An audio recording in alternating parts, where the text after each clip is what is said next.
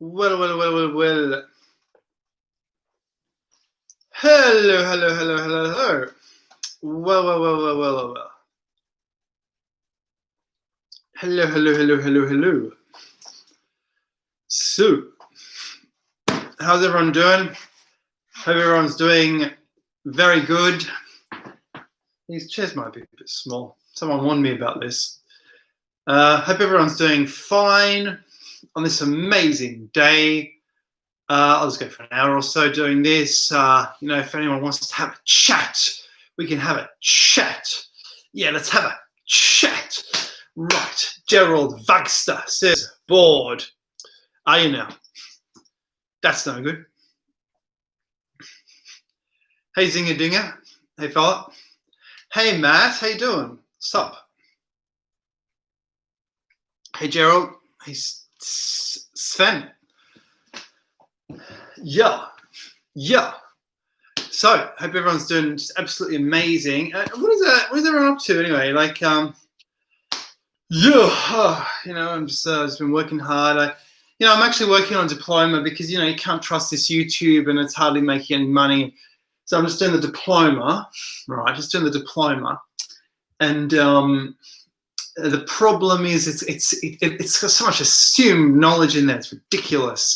It's more for people transitioning from a certificate. But anyway, hello, Lapis Philosophorum. How you doing, sir?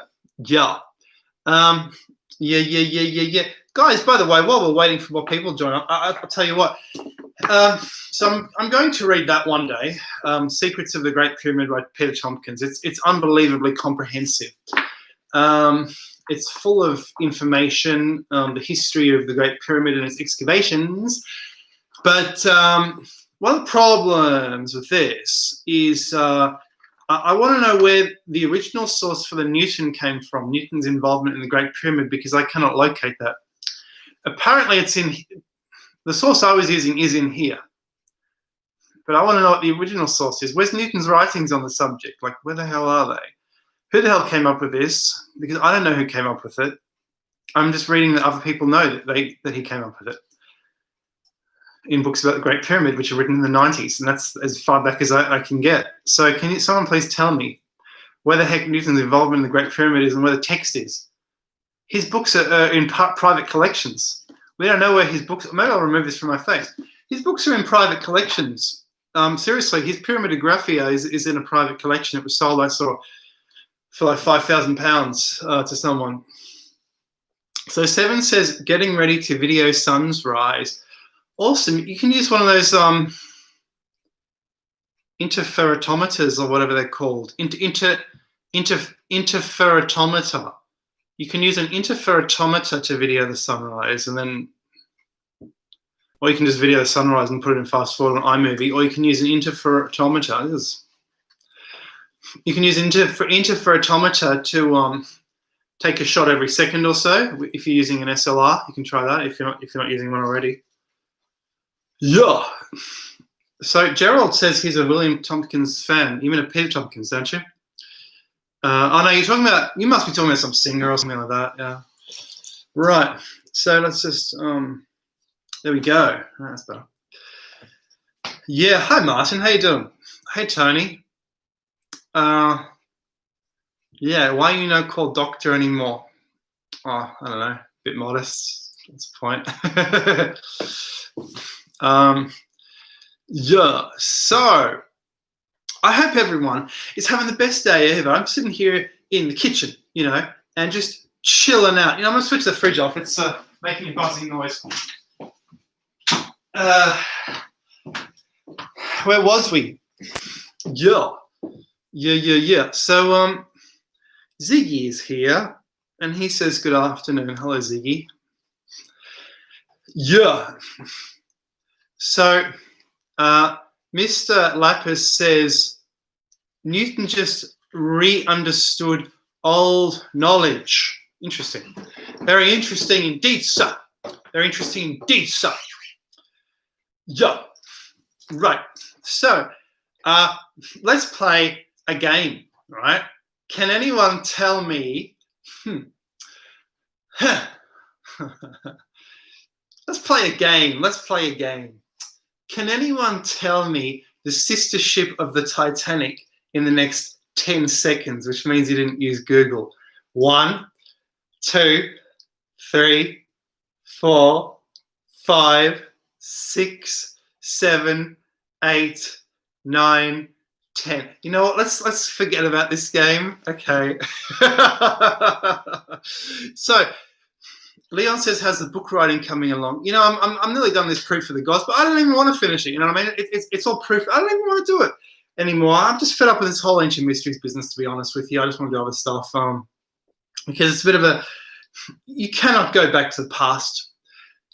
We cannot even properly live our own lives. How can we go back to the past? So I'm thinking, you know, I just won't even bother with it. But I don't know, maybe I will. Yeah. Oh, you all said Olympia. Looks like you got it. Okay, 4 of you. Okay, 5 of you. Oh my goodness. Okay, you did it. Okay, sure. Maybe the thing was a bit slow. Okay, you win. You win.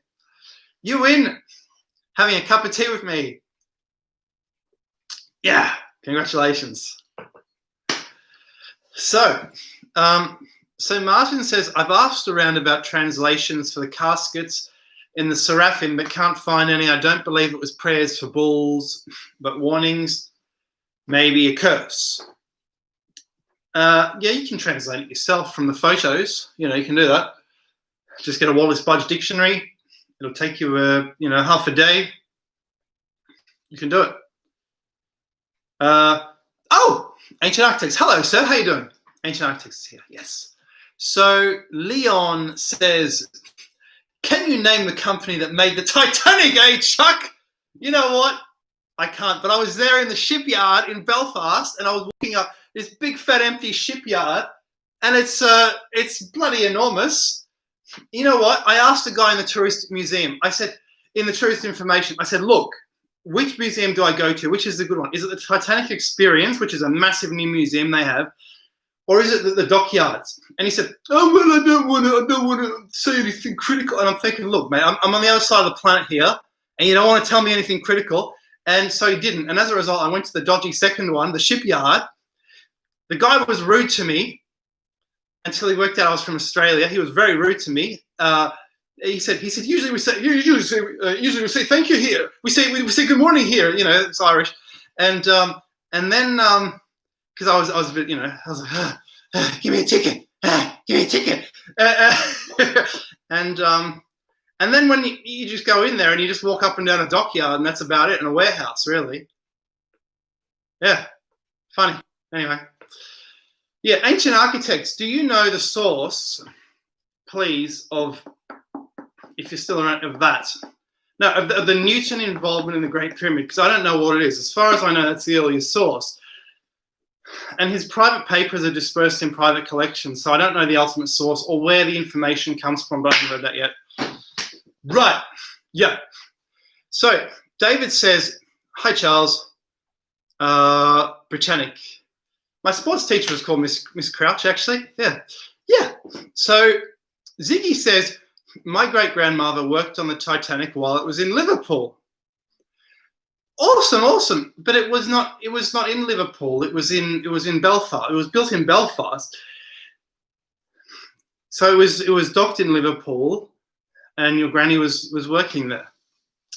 Awesome. And the last place it docked was Cove on the southern tip of Ireland. There's another Titanic museum there. I went to there as well. And actually, I really recommend you go there because you can take the railway there. The railway was actually designed by Brunel. It's the same railway. And it is just an amazing sweeping experience. You do this gradual, amazing slow curves, and you through the swamplands, and you see a beautiful countryside. It's just incredible, yeah. Oh, you've looked at it. You've looked at it, yeah. I mean, like, yeah. I mean, but I haven't read it yet. But so in the back, that one of the appendixes by Staccini, because I know you like to make, Egypt videos. So I believe the appendix is Staccini, and it talks about all the ratios and all that. So that's where Staccini is found, because it's really hard to get his book. So yeah, I don't know the source.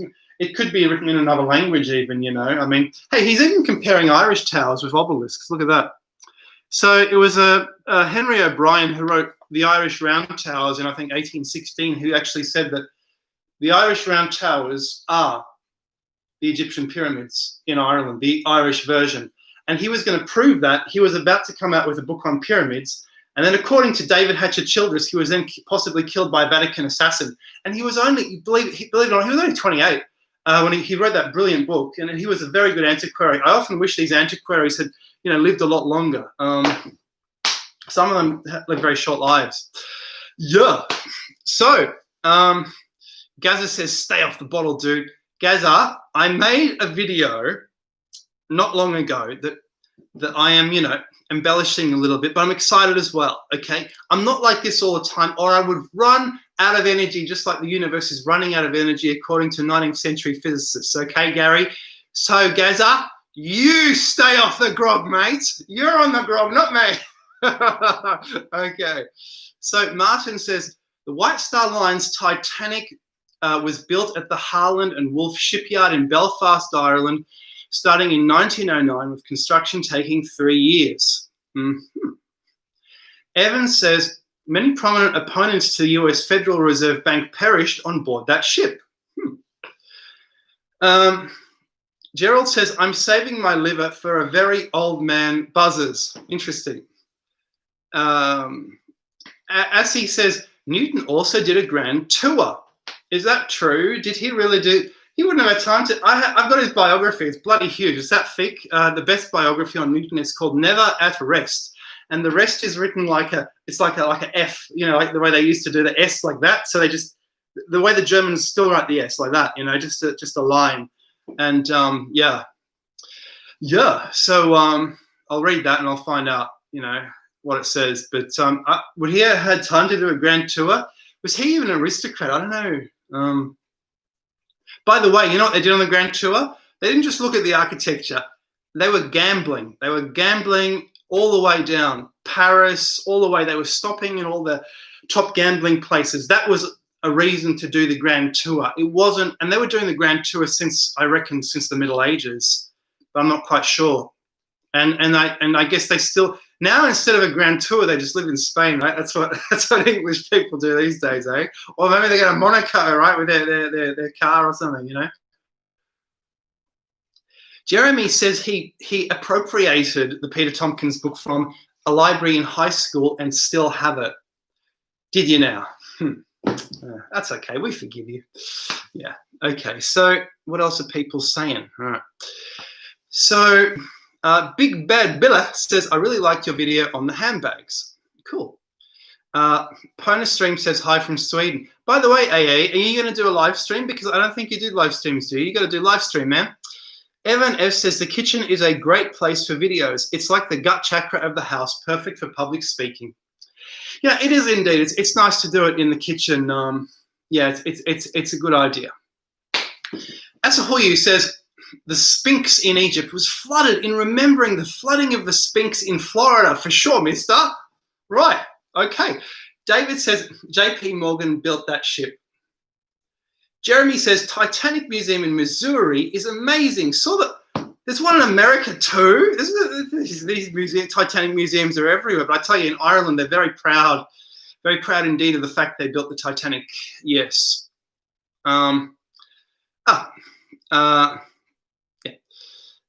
Okay. So David says they invited all the bankers and church elite, then sank it. They sank it. Yeah. Now, Louis says F equals S. Tony says Leonardo DiCaprio should have saved himself as well. He only just met that Kate. Yeah, I mean, that was a sad movie, wasn't it? Leon says tea what flavor? It's Earl Grey, yeah, because it's got it's got the good stuff in it, right? But even better is the chai from Pakistan or India. That's really good because they put like goat's milk in it or something, and it tastes amazing. Sugar and yeah. Oh, how about Colombian tea? You know what the Colombians do? With their tea, they melt. They just put. It's very hot, and they just melt. They put heaps of sugar in there, like 3-4 spoons. Then they put all this cheese in there, and then they eat the cheese out with a spoon and then drink it up. And that's like their breakfast. Ziggy says all the books on criminology were stolen from our library.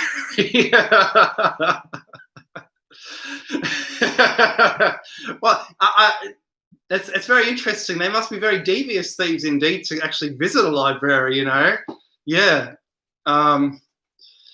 Tenfold says Titanic was human sacrifice.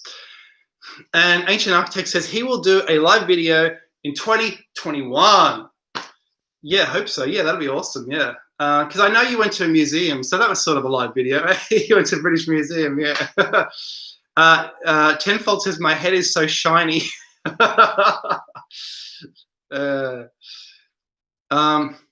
And Gerald says, they actually sank the Olympia. So not only did they sank the Titanic, it seems they sank the Olympia.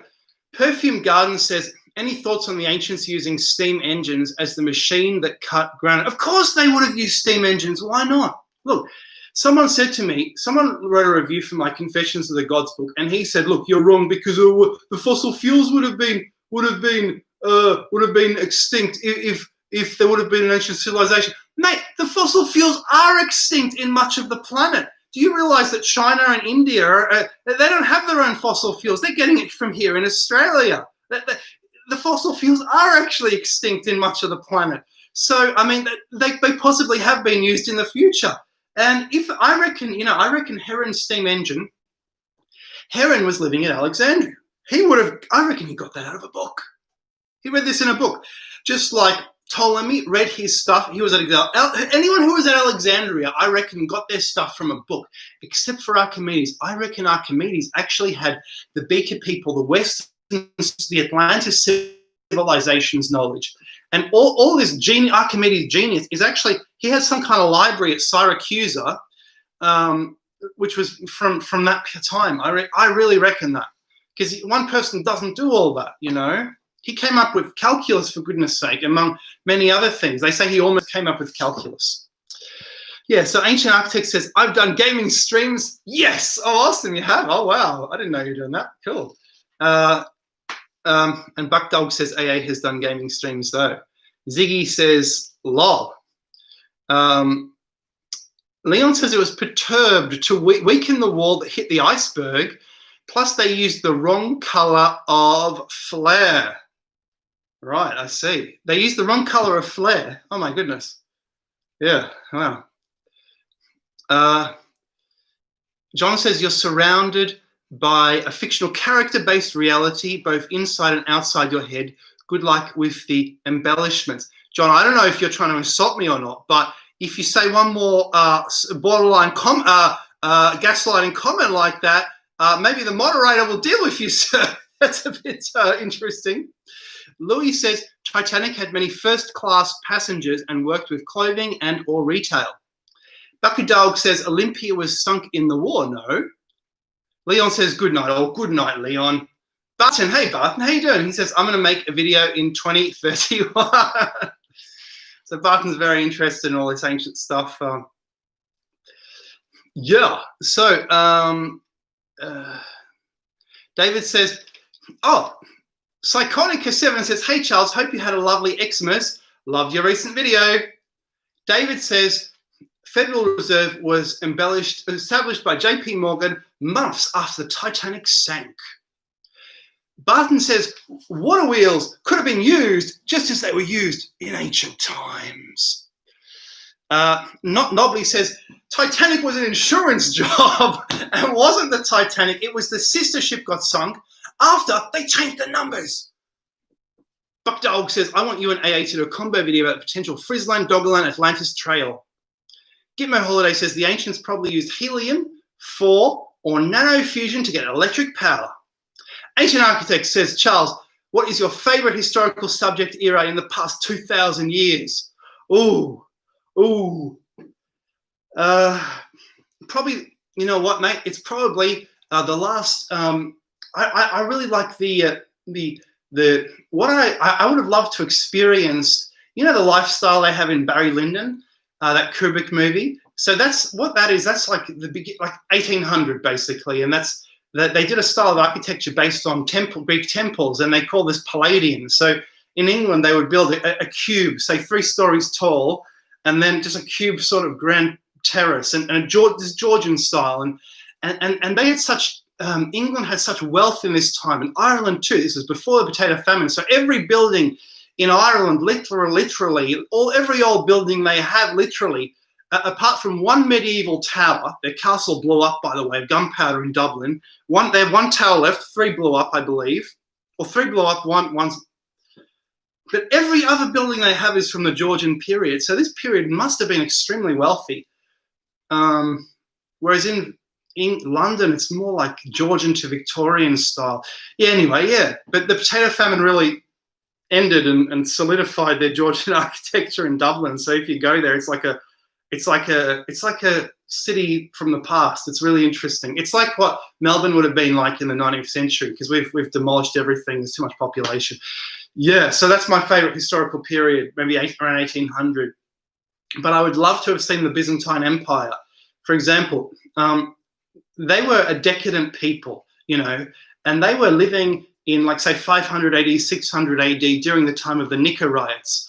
And they had 2 different soccer teams. I say soccer, it was actually chariot races, but they had hooligans.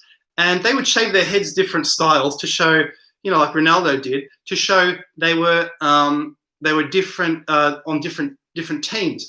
And these soccer hooligans actually nearly ended the empire. So and they besieged the palace, which was next to the hippodrome, the horse track. And what happened was, it wasn't Belisarius who went.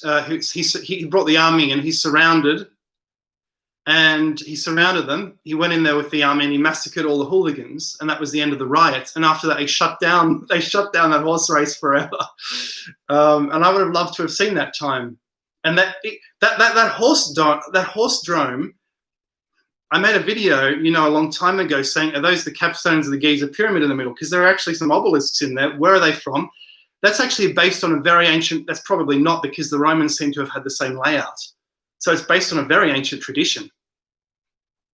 So where does that come from? You know, and no one knows, because we only have a few Roman books. No one knows, you know. The Romans had so much knowledge and genius and libraries, and it's almost all gone. It's like, we might be using Roman letters, but it's all gone. That whole civilization's gone, you know. Yeah. Oh, whoops, I forgot to read the comments. Right. Okay, so yeah. So Gerald Varkser says the Olympia was a sister ship, looked almost identical, was wrecked. They didn't. Okay, yeah, we saw that.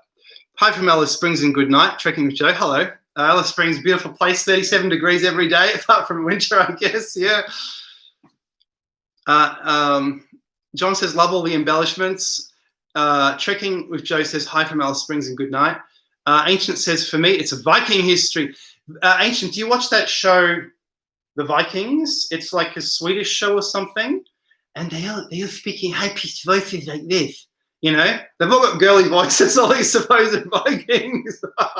Have you seen that? I saw that on our foreign TV station, and I thought, whoa, that's really interesting. Yeah, it's like, whoa, Vikings are amazing. Yeah, Gerald says they even changed out the dishes of the dining room and the silver service. It's quite a conspiracy, this Titanic. I didn't know about this stuff. Chicky says, Barry Lyndon, what a movie. Yeah, it's unbelievable. I want to watch it. So the Rover says, thank God I was trying to find something to watch while I chill out. Buckdog says, AA, should we look forward to future Viking videos? Gerald says, 6:09 a.m. here. And Crimey is asking AA a question, which he's going to answer. Ziggy says, Kubrick used a space camera because they only used candlelight in the scenes. I didn't know that. S. Daniel says, bored, smoke a joint, and check out Suspicious Observers on YouTube. Yeah. AA says, thanks for the reminder. Football Soccer Live on TV today. My next video will have to wait. Yeah, AA posts a lot of a bit of soccer occasionally on Twitter. bit of like absolutely disgraceful. This guy shouldn't have kicked this or whatever. I don't know how soccer works. So Gerald says the Crusades, mass perpetrated lies kill millions. Not Bobby says Aussie rules footy.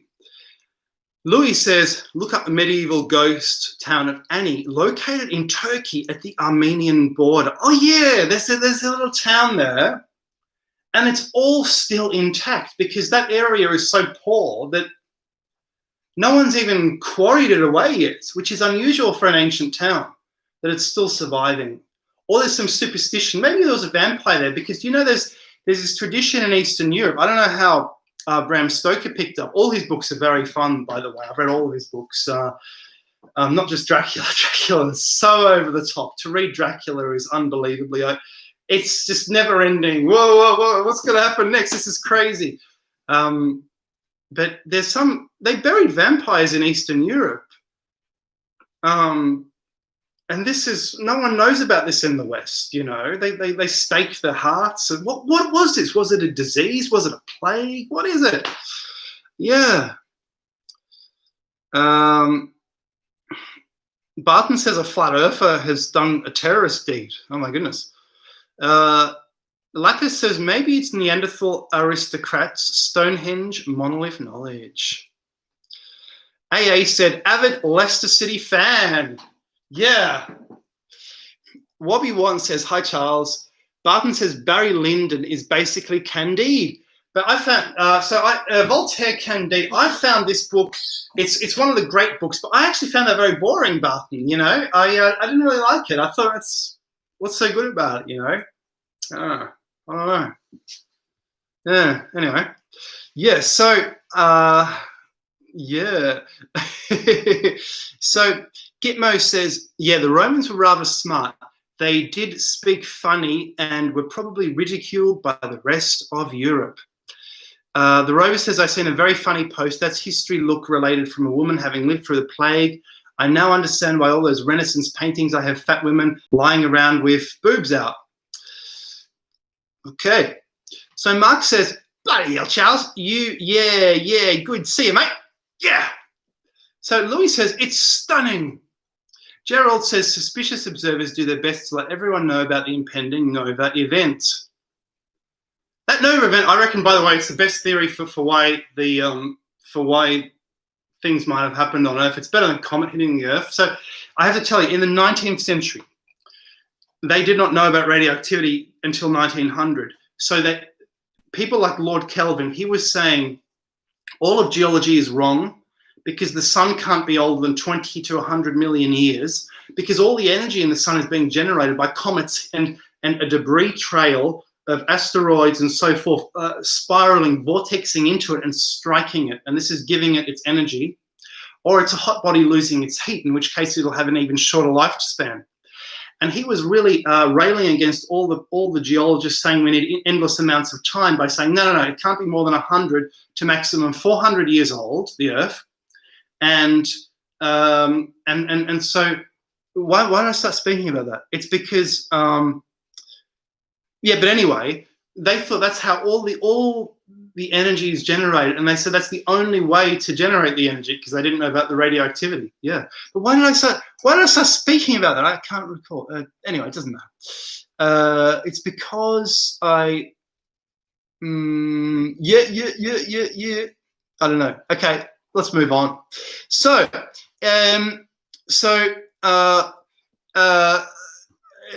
Ziggy says no sound. Well, what's wrong, Ziggy?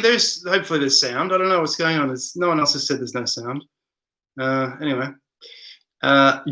So Culprit says something. Wobby1 says they found staked corpses in the Britain too, buried with heavy stones on top of them to stop them coming back. Thruppence Barkley says, you and Ancient Architects, two of my favorite channels. It's cool you guys know each other. Evan says, Vlad Tepes was pre-based. Asahoya says, the Crusades were in the beginning a European tribe Vikings war, impossible lost Jewish tribe, culture knowledge of Jerusalem. Barton says, I agree with you, but Doc Panglows is a hoot. Cheed Hoik says, the topic of symbolism of handbags, buckets, pine cones, tree of life, it is exhausted by science. Or is it exhausted by science, or does it go deeper still? And is there more knowledge to aggregate and perhaps reconsider? Yeah.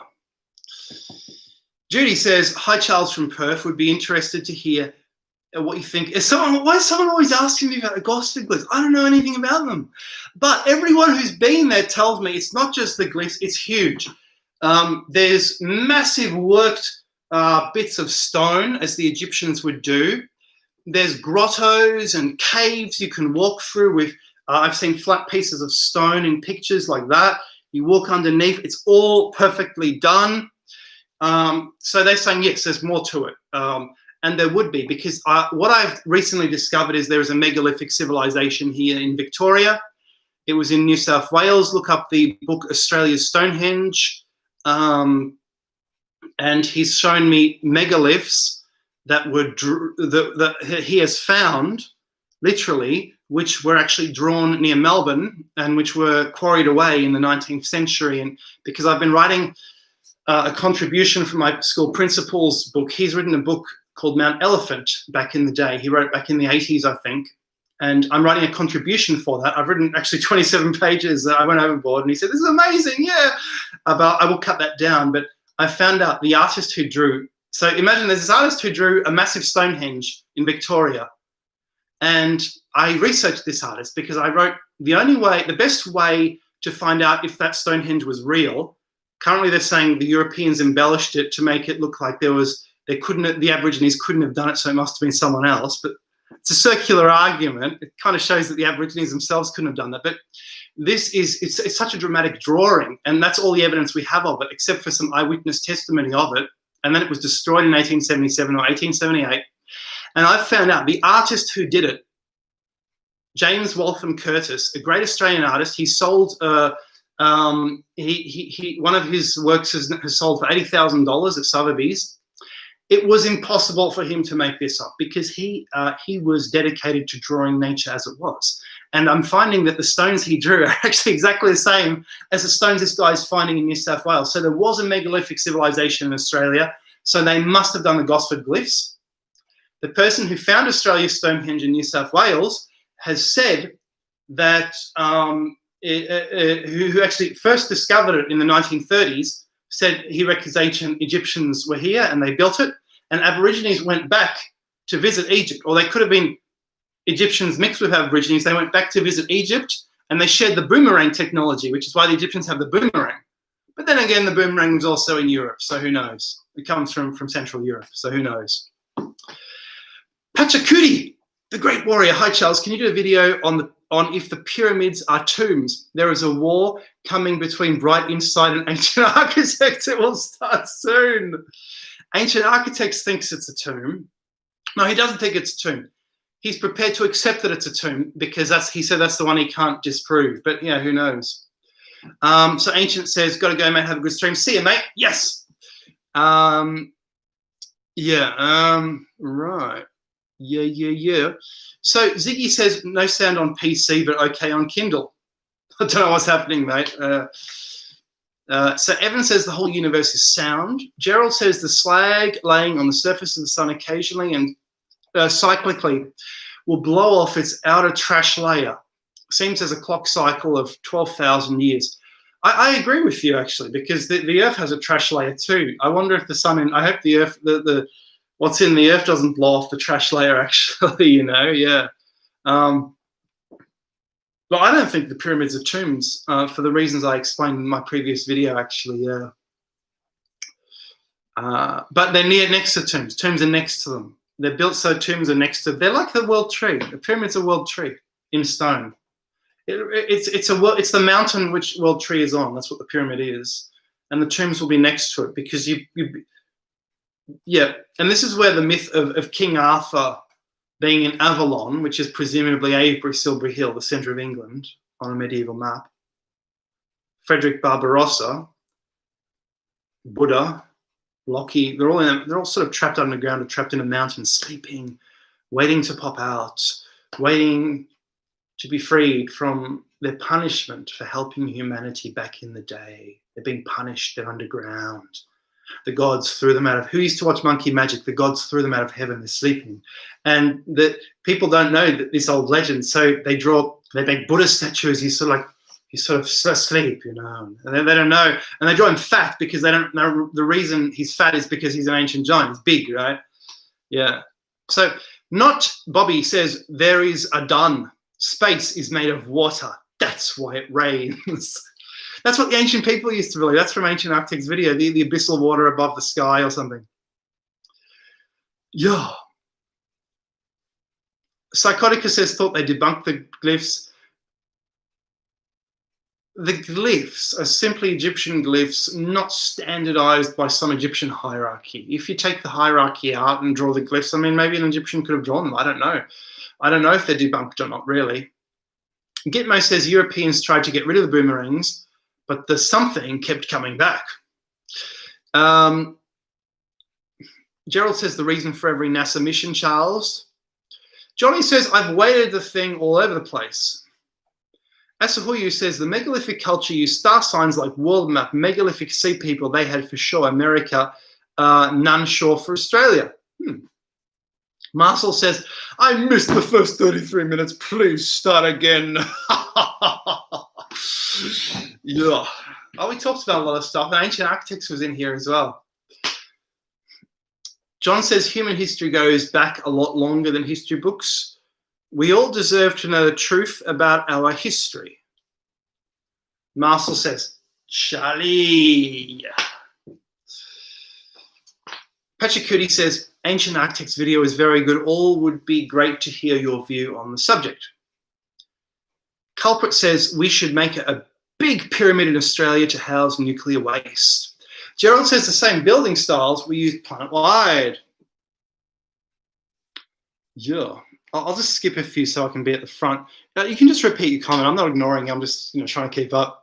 So Thrappen says, hi from Perth. I live about a 5-minute walk from Scone Palace.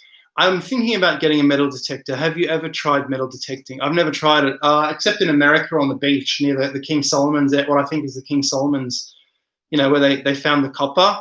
But that was a very cheap metal detector. That was a very brief exploration. Yeah. What is Scone Palace, by the way? The rover says also along with solar flares and stuff, it would have to be a magnetic reversal. What's in the book Fair Rises, we will have no magnetic or very weak magnetic field around the Earth and rotation stop. Gerald says every NASA mission was rock collecting. Mark says if you turn the world map more than a quarter turn clockwise, Britain is center of the Earth. Hey, Jafuli says, yo, Chucky Jafuli, I have an assignment for you, but maybe I'll tell you about it later rather than here if you want to do some traveling. Count says the waters above firmament and below. Wow, this is a quote. But Pachacuti says, hi Charles, what do you think about Earth crustal displacement? Could it be legit? It certainly could be legit, sir. Yes, why ever not? It certainly could be. I think it is. I think it's very hard to explain the mammoths, crustal displacement, or the ocean currents have changed, because what was happening in the mammoth time is the ocean current was warming Siberia and cooling Britain. And that is the opposite of today.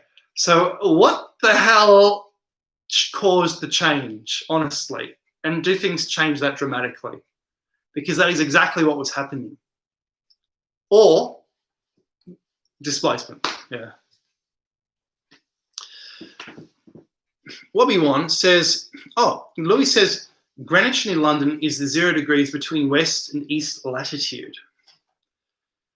Yeah, and many countries have actually tried to make a Greenwich as well, interestingly enough. There is one in France, the French version. America tried to make one, but it didn't catch on. Wobby1 says, do you think the big void discovered by Scan Pyramid team could contain Edgar Cayce Hall of Records? And if so, what knowledge do you think it might contain? Yeah.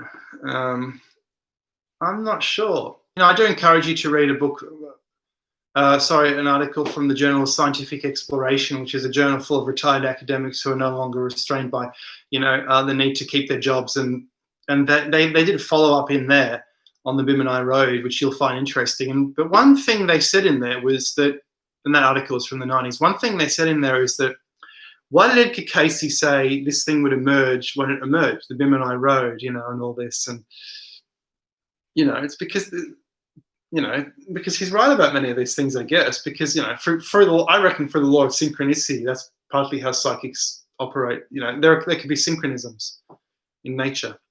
And actually, I think the world wouldn't work without synchronisms. Synchronism is a law of nature. The universe wouldn't work at all. It wouldn't function if there was a synchronism, because a synchronism is actually, believe it or not, it isn't a kind of way to make the same law of physics operate in two very distant places.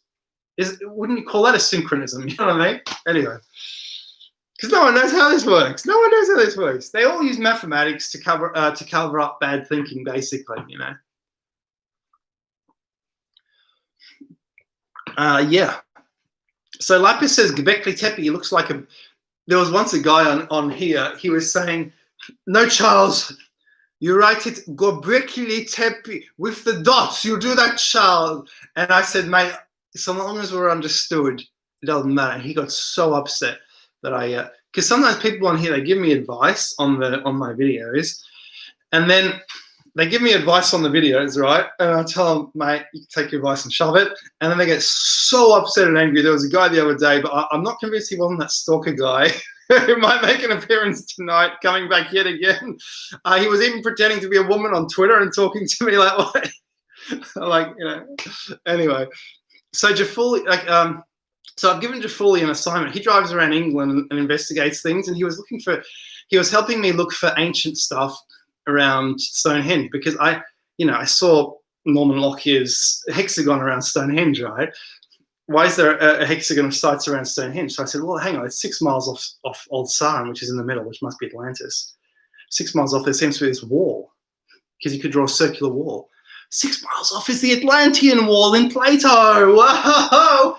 So is there Atlantean artifacts there? And he went to have a look, and there's, it's been taken by greedy men, basically. Greedy men. It's like, oh, it's a nice big stone here. Let's take this stone. You know what I mean? No, let's take that stone.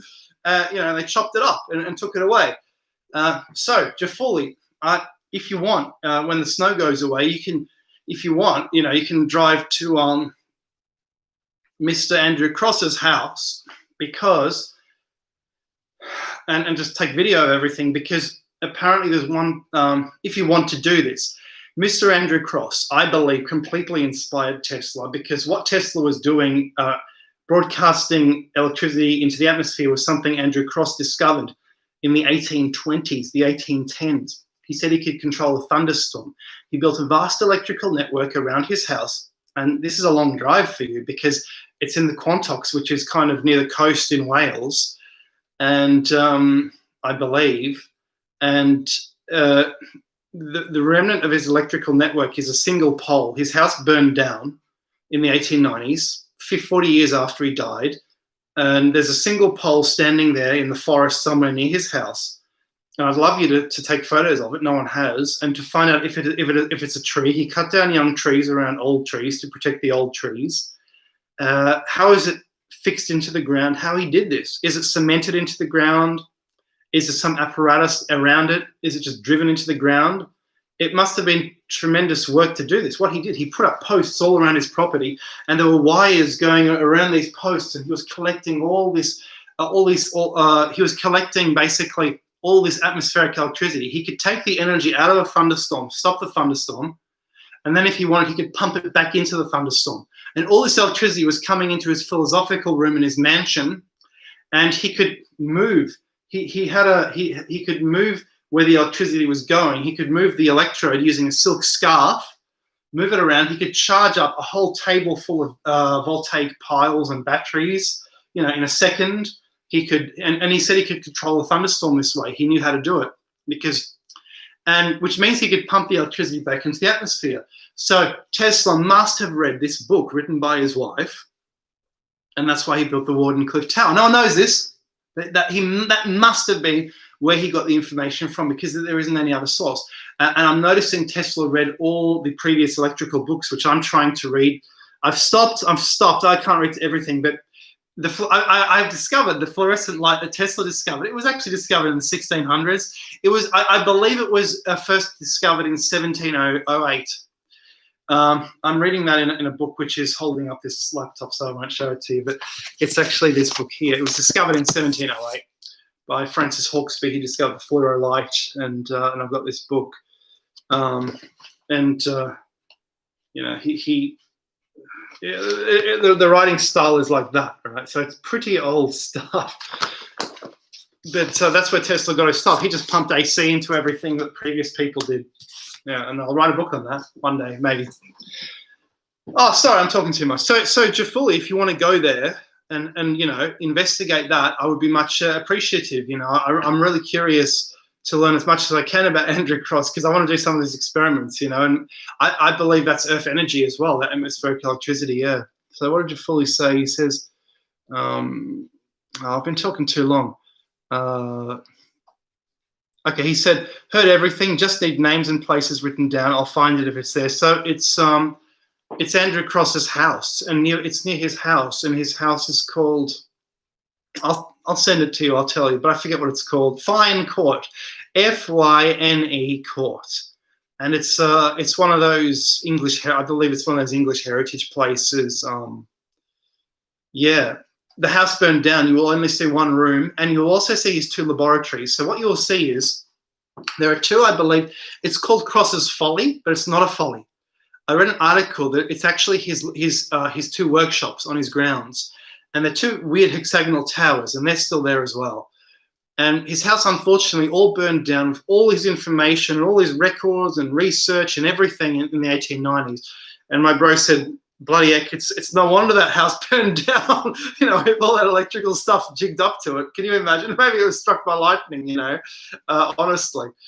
So if you want to be there, if you're nearby, don't go especially for that, but, if you're nearby, please cruise in and take some photos, you know what I mean? And there's no rush, And I'd love to, if you can find that one pole that's standing up and look around the grounds. Look for evidence of his electrical power network if it's still there, Cheers. So Asahoyu says, this so-called I'll just skip a few if you don't mind, people. Just you can just repeat the comment. I'm not ignoring you. Someone was upset that I ignored them the other day. I'm not ignoring you. I just have to skip. So Evan says the golden ratio keeps showing up.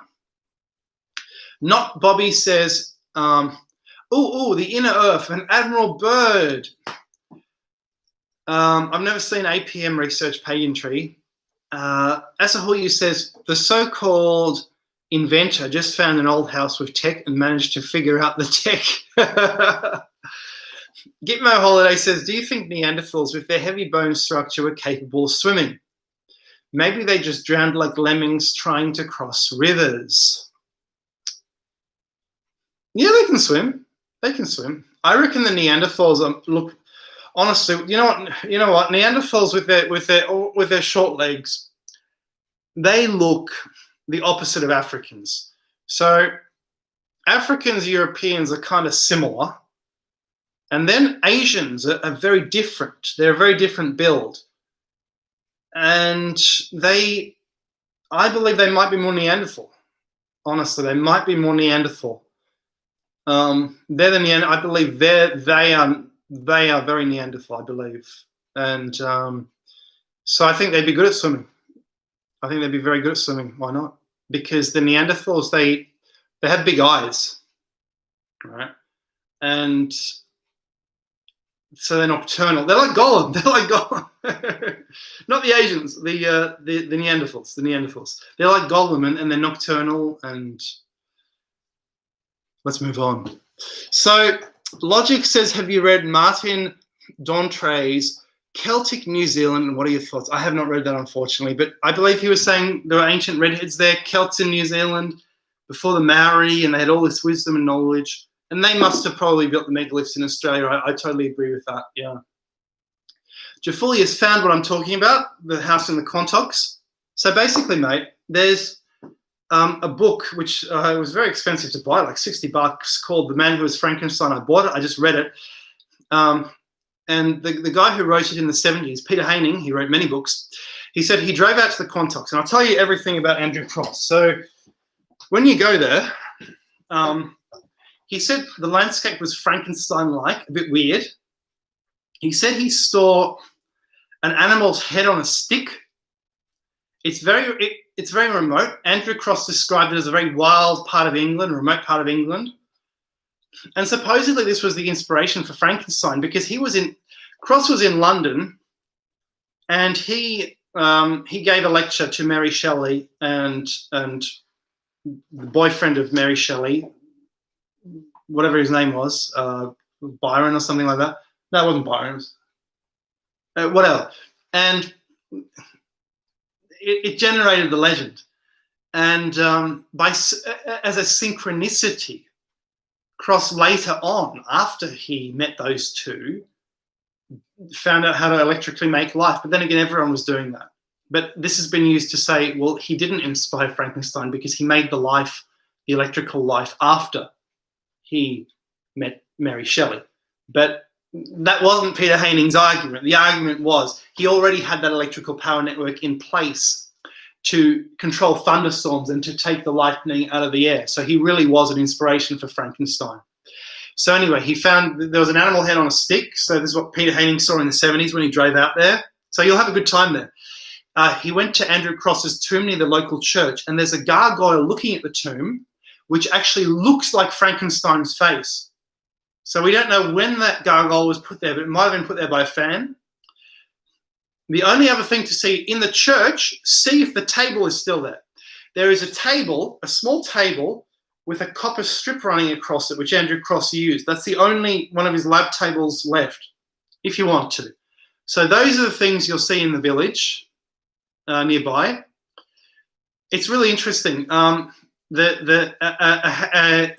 cleric, a local cleric with local villagers visited Andrew Cross, and they said, "You blasphemer, you criminal. We are asking God's," they held up a cross to him. They said, "We are asking for God's protection against you." And believe it or not, it was just the priest himself, because the other people who were in his entourage, the villagers, were so terrified when Cross approached on a horse, they actually ran away. Because this man did have a kind of Frankenstein-like reputation for some years. In fact, even when Baron Liebig, the great Baron Liebig, thank you, Mui, Mui, thank you so much.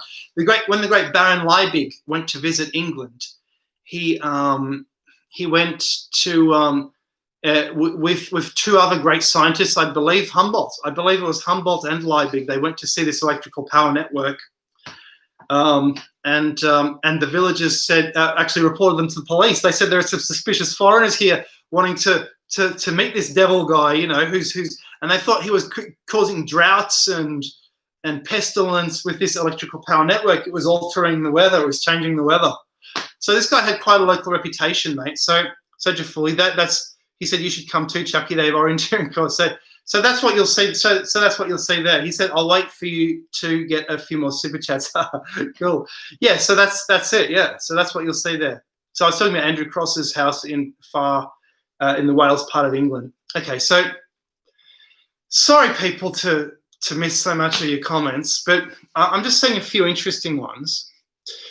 Logic says, have you discussed or seen videos from Adapt 2030 about mud flood and or suspicious observers about magnetic reversals or extinction events? Love your work, Charles.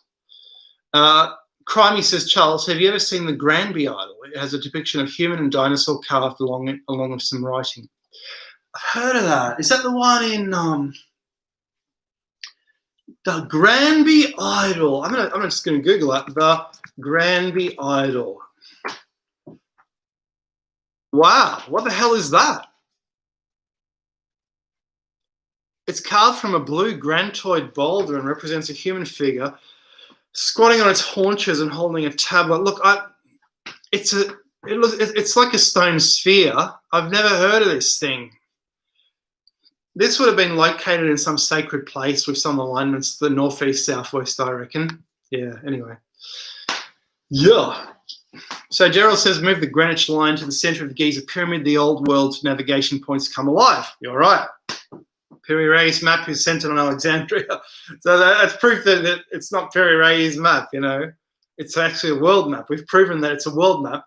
And we've actually proven that because Africa and Spain were ripped off, we've proven on this channel that's actually generated the circular conception of the continents in a circle. I'll just skip a few. Sorry, people, to talk so much. It's called, Mr. Quilly, it's called Fine Court, F-Y-N-E Court. This place in Wales, yeah, Fine Court, that's it.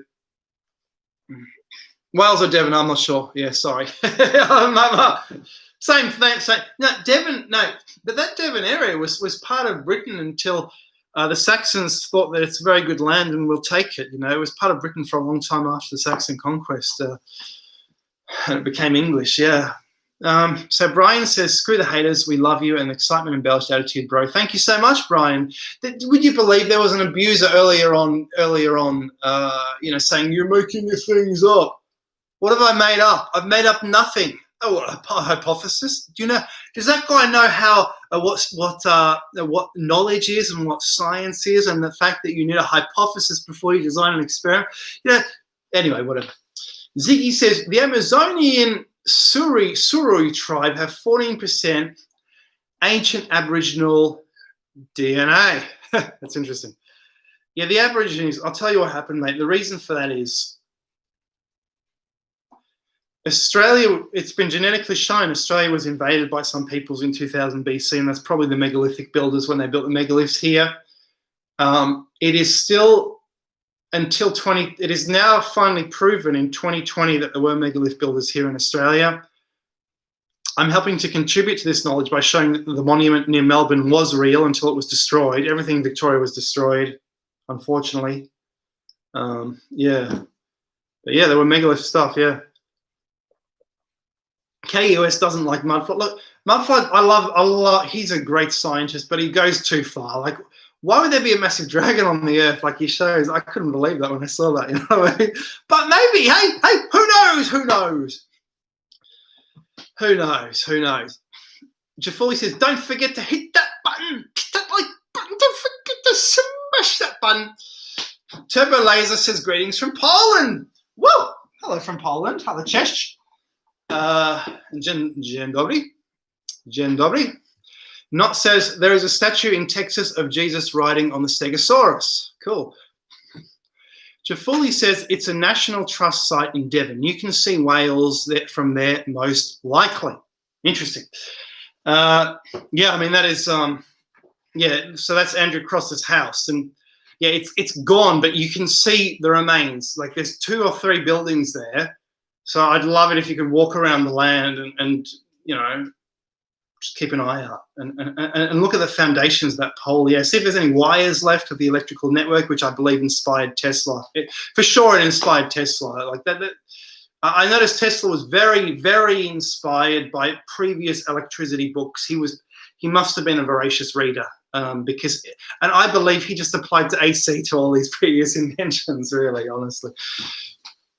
Gerald says, people that demand proof from you don't care to do any work themselves and make it your responsibility to make them happy. Yeah, I know what's wrong with people. Why are they attacking me? I am attacked on every video, literally, and it's so off-putting, literally. Like, I don't want to do this anymore, to be honest with you. Because people are attacking me all the time. I mean, it's only a minority, but it's literally in every video. There's some angry person out there, and I block them, you know. There's some angry, crazy psycho out there who wants to have a go at me. Yeah, it's a bit weird, you know. I mean, it makes me not want to have any YouTube comments at all. I just want to get rid of the comments, but I can't because the comments are very interesting to see, you know. Yeah. So Jafuli says, you live in the present, you make your future. History kind of already happens. You can't make it up. Haha. I mean, yeah. I mean, and nor do we have a time machine to prove it. So no one can prove what happened, you know. Yeah. Lol man says, Charles, don't stop doing what you do. I heard you might be getting out. Yeah, I don't know. Deciphering the Devil's Details says, what's up from St. John? St. John, NB, Canada. Yeah. Pagan Tree says, what do you think of morphic resonance? Oh, this is that morphic fields thing of, I don't know anything about it, mate. It's a cool, cool word, though. Jay says, I'm convinced there was a space program a long time back. Me too. Me too. That's what Enoch is all about. I mean, why did it become a holy book? Because, science, we have to preserve it for future generations now that we're in the Stone Age, Yeah. Culprit says, why do you think Tesla made the sort of stuff he did? Because he was living in a new era, and he could apply. He realized he could apply things. Like, people copied him, but he copied other people too, and I'm seeing that from previous generations. Yeah. Oh, Robert Sheldrake. Yeah, he's onto that. Barton says it's modernists who attack you. So Barton actually told me a lot about modernists, postmodernists, and he's very clued in with that philosophy. He's a philosopher, yes. So Mr. Cat says lots of autists out there try and ignore them. Yeah, it might be. Yeah, exactly. Logic says, just got home from New Zealand a few months ago, but disappointed I didn't get to investigate the Kaimanawa Wall. What does Kaimanawa mean, by the way, our wall? And I'd actually like to investigate the Maori language. I've never done that. I'd like a dictionary in Maori to see if they actually have European words in there. Because if you look at the Maori, isn't it quite obvious that they are actually mixed with ancient giants? Because they're pretty huge people. They're like ancient giants mixed with, to me, they're ancient giants mixed with Filipinos. So they're a smaller, and the Japanese are also a kind of Denisovian mixed with Filipinos. So, and we know the Filipinos must have gone across the Pacific because the Olmec heads look Filipino. They look either African or they look Filipino. Or they look Indonesian. There's lots of Indonesians and Filipinos that look like the Olmec heads. So I'm wondering, to me, the Maori seem to be a mixture of Filipino. Like, what do you think they could be? They seem to be a mixture of something like that, mixed with ancient giants, mixed with the redheads. I reckon that's what they are. Yeah. Who knows? Gerald says, most of my points cause people to go silent. Those are the ones I love to repeat. Mic drop and things not debunked. Lapis says Apollo 20, for example, old time had one atmosphere for Moon and Earth. It was more air than space flies. Gerald says, my uncle was at every Apollo mission in communications. He knew things. That's awesome. Wow.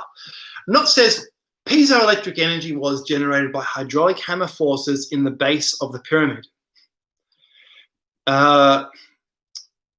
Asahoyu says, giants were electrical junk DNA activated humans. Long life always grow. Love. Yeah, wouldn't it be really cool if, like, suddenly, let's say the planets cause a certain alignment. This causes electrical forces in the Earth to alter. This alters the activation of our DNA, which activates junk DNA to turn us back into giants, to turn us back into megafauna, to cause gigantism, or to shrink us again, because we're shrunken, aren't we? And isn't it so cool that there's a coincidence between the fact there was megafauna and the fact the Bible says there were giants in those days? You know, they could be talking about the animals and the dinosaurs as well. You know, it's really interesting. Not says every Olmec head is I made a video on that, mate. Every Olmec head is the same guy. Didn't I make a video? I made a video on that a long time ago. And YouTube, you go to my uploads, you try and you keep scrolling. It doesn't let you scroll beyond 1 year. So they are super suppressing my channel. If you go to oldest first, then you can see all the vids. If you want to search for my vids, it's hard to search for most of the old ones. They won't show up. I mean, what did I make them for? You know what I mean? What did I make them for? Why am I doing that? You know, why? You know? It's such a stupid thing YouTube's turned into, unfortunately. Evan says Tesla had a time machine. John Trump had all the papers. Yeah, once Trump was saying, like, my uncle, he was some physics professor, John Trump, and, you know, so I'm a smart guy. You know, he was saying all that. Yeah, and yeah, interesting. Yeah. Ziggy says, not Bobby, check my video, are nubs electric? Logic says, there were plenty of stories from locals about giant skulls that have been dug up while building roads in New Zealand. Certainly they would have been interbreeding with Maoris and Polynesians ancients. Yeah, for sure. By the way, there were also ancient giants in Patagonia. So what are they doing in Patagonia? They were rounding the horn. They were going around South America to get to New Zealand or to get to the Inca world. And those people were apparently 9 foot tall. So, and they were living there until the Europeans found them a couple hundred years ago. They were the last surviving ancient giants. So they were ancient giants, and they were in the right place, America, where the Inca stones are, right? So they were there. Well, it's very generous, David. Thank you so much. And he says, all the best, Charles. Thank you for your content and enthusiasm. Yeah, hug. Hugs, that's what you do with your girlfriends. So Logic says, there were plenty of stories from locals about giant skulls that have been dug up while building. Oh, yeah, I just read that. Asahoyu says, Olmecs are black pharaohs visiting America.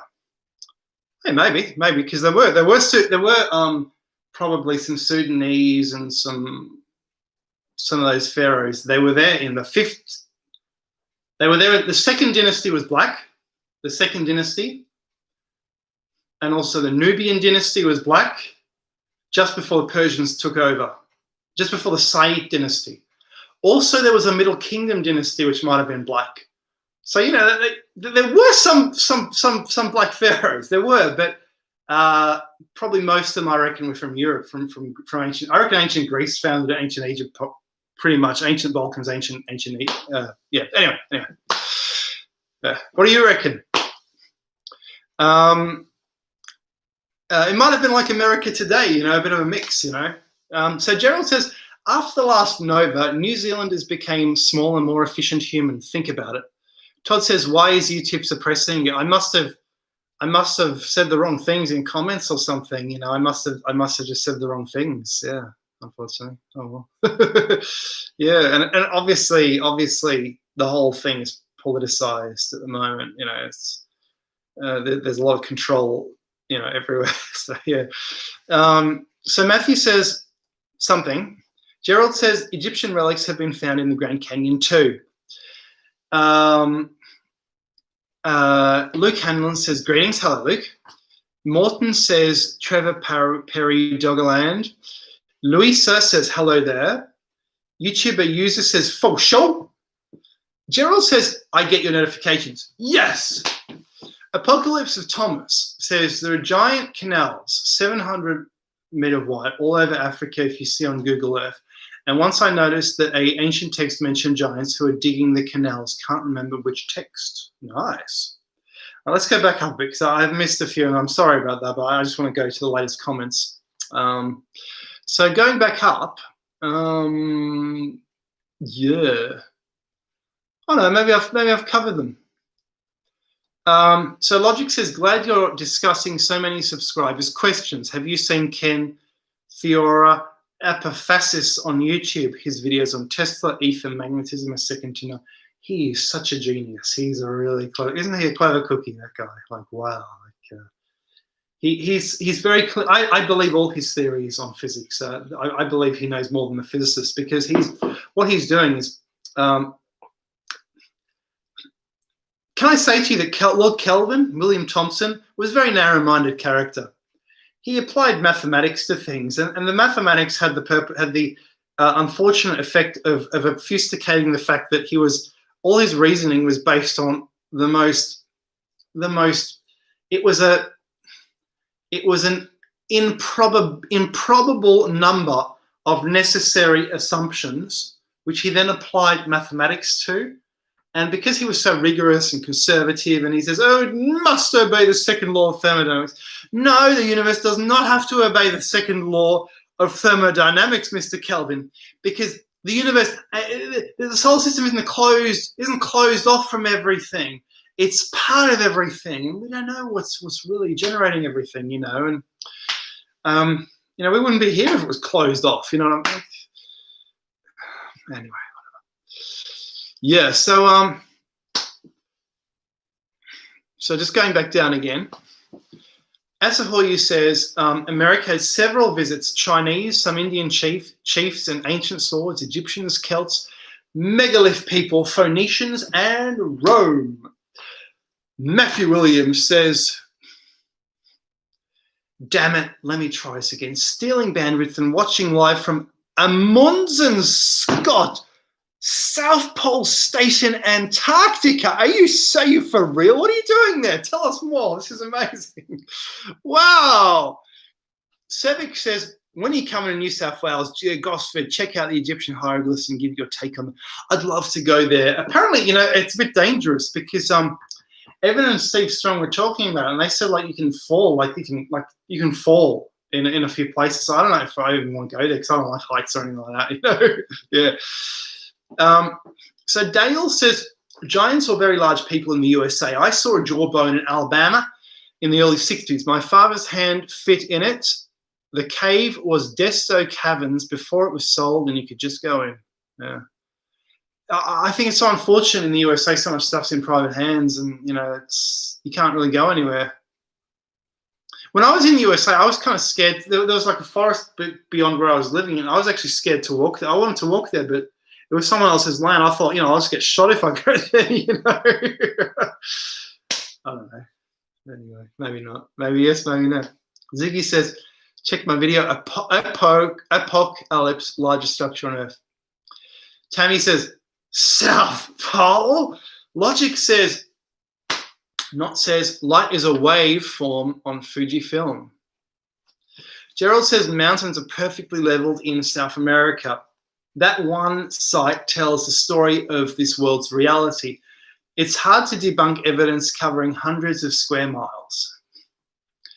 Asahoyu says, magnetism is gravity. The field activates a room effect in the object we see sucked to the magnet, but it's active and moving in the ether.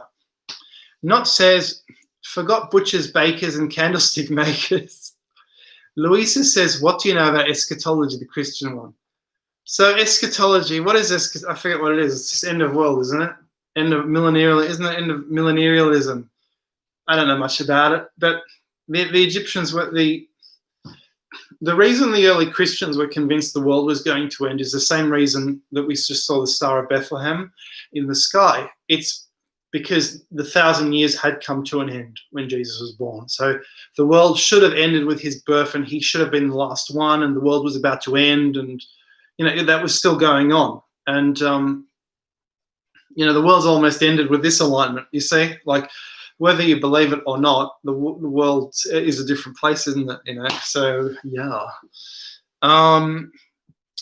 So Mr. Kim Smith says Genesis 1:1, in the beginning God created the heavens and the earth became without form and void.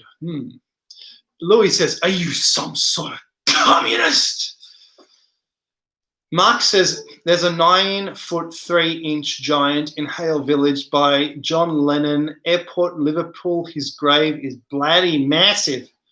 Wow, that's interesting. Wow, I didn't know about that. Tammy says hello to the South Pole. Morton says doomsday cult.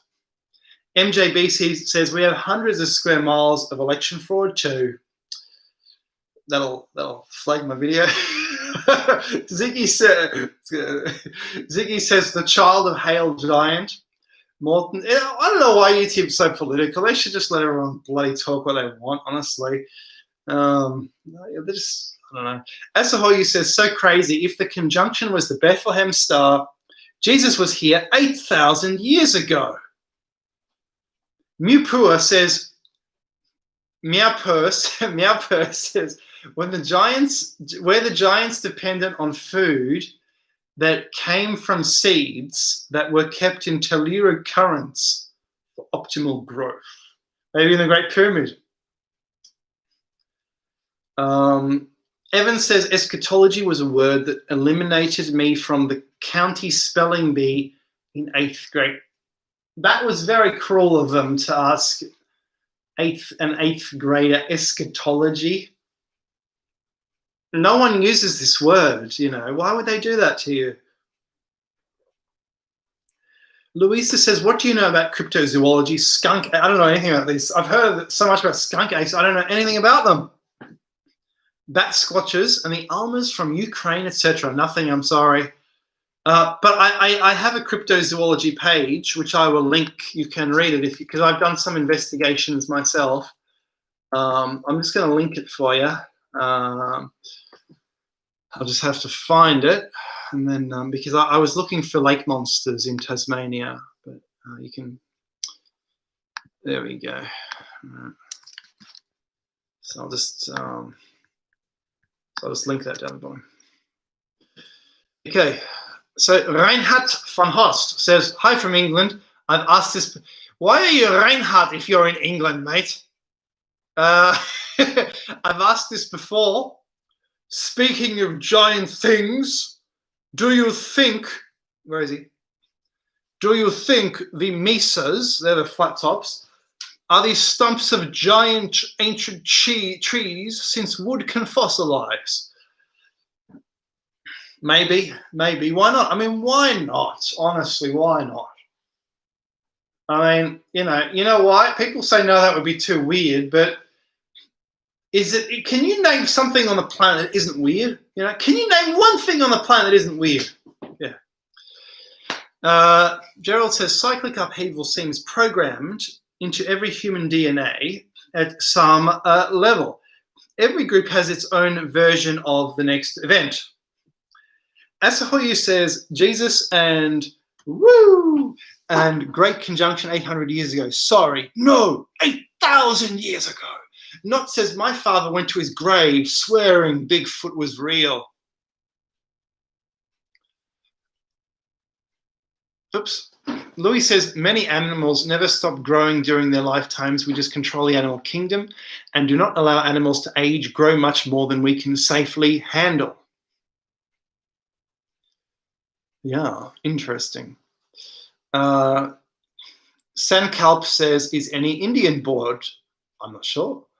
Tikabas says, if you are bored, I have something for you. Look for Horus Osiris and other adventures in paleorobotics. There you'll find pointers for you to experiment and convince yourself. Sevic says, Charles, please do not get a jab. I'm not getting a jab. And you know what Facebook did to me today? They said they're going to show my account to fewer viewers or something, and I put that on the Twitter and my Facebook, and I posted it twice just to annoy them, if they know, because I posted a video about that, and they said it was an independent person.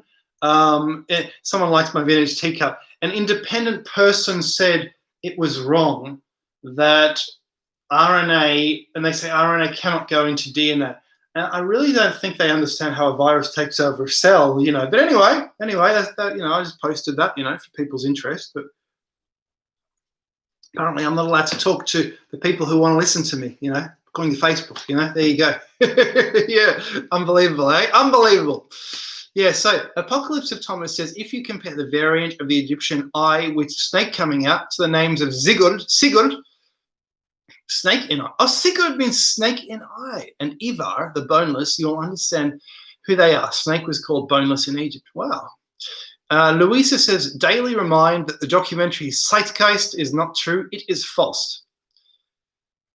Gerald says, CV19, I felt bad for days. A year ago. Yeah, it was a year ago. It was last year and this year. Yeah, it was a long time ago already. Jay says there are Star Force everywhere. Mr. Kim Smith says, after God killed the giants with Noah's flood, many believe there was a second influx of giants. Thanks for taking the time to read and sharing our posts. Bam Bitka says the Earth is 4.54 billion years old. Now we only know a tiny bit of history. Isn't that funny? It's true. We only have, the rocks are only 600 million years old, the oldest rocks. Isn't that right? 600 million years. But what about the rest of the damn thing? It's unbelievable. Someone earlier told me to get off the damn booze. I told him to get off the damn booze. He hasn't been back. He's gone. Where is he? Why do people get insulted if they insult me and then I say back to them they get insulted? But I love doing that. If someone insults me, I give it back to them, and then they're like, anyway. Louis says JH batteries. Or maybe he's still watching. Johnny says, please don't read. Okay, I won't. You should have said that. Reinhard says, my channel is, I can't read it. Yeah, you're saying you can't shake the virus. Mate, I had it in, I believe I had it in April because it was pretty bad, and I'm still a bit sniffly, honestly. And it was very strange. It was very odd, but yeah, it's mostly gone. Yeah. Anyway, Reinhard von Holst says, my channel is called Reinhard von Holst since it's named after the bad guy in my second novel. You will have to give a link here to your books, please. My goodness. And now they're talking about the jabs. Okay. Tammy says, ha, funny voice. Logic says, glad you're calling out the RNA BS. Chicky says, they fear us. Mia Pur says, can telluric currents be used to heal wounds quicker or to change charge technology? I don't know, maybe. I want to build something like that, build the telluric current detector. I've got a little laboratory back there, and I want to build that, but I'm still even building a table, you know, it's ridiculous. It takes so long to build anything. It takes so long to build anything. You know, I was watching renovation videos today. A woman buys a house in somewhere in America in a town, and a almost abandoned town. It's got a few people there, but it's upcoming. It's starting to be gentrified. She pays $18,000. She's in her 20s, and she says in this video, there's a spider trying to. I had to kill a spider. It was coming down from the ceiling. She said, it'll take a year, and it'll take $150,000 to renovate this old mansion. You know, I've been fixing this old house. It's not even an old house. It's 70 years old. For years and years and years and years and years. You cannot fix a mansion that's derelict in 1 year. People have, why am I talking about this? Let's move on. Right. Okay, so Sam Kalp says, if I watch Bill Wirtz, I will be really bored. Okay. Right. Yeah, okay. So Louisa says, did you know that biblical currents are not like the Greek Icarus? They are more like the monsters drawn Leon Genesis Evangelion. What is that? That's something from the 90s or something. I don't know what that is. Not says, YouTube's terminated 3 of my accounts. I was bad. And then you got this bad vampire dribble from your latest victim or something. Louisa says, do you believe in what the Bible wrote about Nimrod, a world dictator that fought against God? Yeah. Yeah, I think, you know, that he could have been one of the ancient giants. That could be something that is more expanded in the Indian literature from India about this ancient war in heaven. Yeah. Oh, thank you so much. Very, very generous indeed, Elle. Thank you so much. Yeah.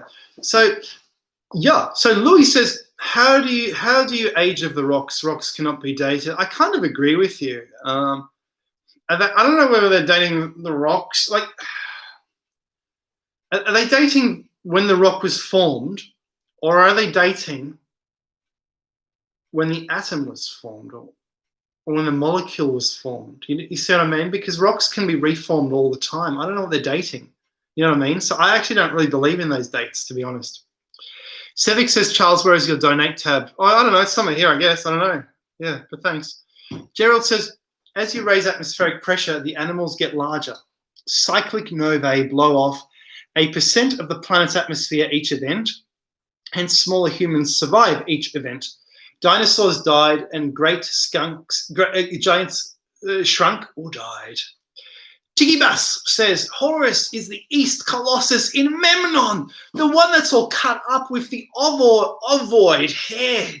Don't you find strange that none of the statues of Amenhotep III look like each other? I indeed find it strange. By the way, people, I've lost like 2 kilos, so I will get a bit thinner. You know, I will start to get a little bit thinner, and but I still can't fit into most of my things. So I'm wearing this pretty loose flip-floppy thing. Yeah. Meow Purr says, have you heard of the pyramid that's buried under a neighbourhood in Wales? No, I have not, sir. But I believe I've seen some pictures of Welsh pyramids, and there might be some there. Reinhard Volst has posted a link to his book, so check that out.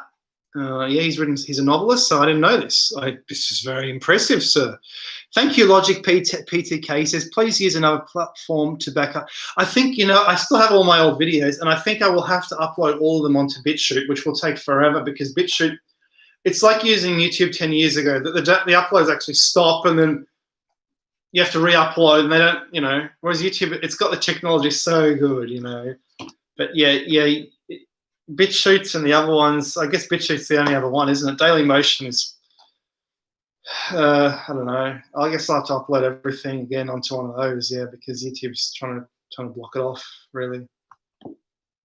And I'm shrinking. I'm like 800, 900 subscribers less than I was a year ago. So, but whatever, whatever. It's just up and down, whatever. It's like the share market. Who cares, whatever. Ziggy says, leave the spider alone. It gets rid of other pests. But I'm scared of spiders, Ziggy. Ceci says, good morning, Dr. Charles. Have you seen any UFOs or orbs lately? They're everywhere. Cheers. Well, they're everywhere in America. I don't know if they're everywhere here because I'm convinced you guys in America have a vastly different geomagnetic system to us and to the rest of the world because you guys are the center of the alien phenomenon, And I believe this has something to do with the fact that America was the new world. Something happened to wipe out the old world in America, some disaster, and you guys have hurricanes and tornadoes. Who has hurricanes and tornadoes? It's very rare in the rest of the world, honestly, but you guys have quite a bit of it, So yeah, I don't know. You guys have a very rich country considering you have all these natural disasters, And you say Australia is dangerous, Australia's only dangerous if you step on a snake. That's it, There's nothing dangerous here, America's dangerous. No offense, no offense. Anyway, sorry, let's move on. So, Apocalypse says, Shiva have the title Lord of Animals. Sigurd, Poetic Ether say, I am the king of animals, and they are both surrounded by a serpent. Same story in Hymn of the Pearl by St. Thomas. Gerald says, fission track dating. Thanks, Logic. Yeah, he says, thanks so much. You're very generous indeed. He said try LBRY for uploads or add to archive.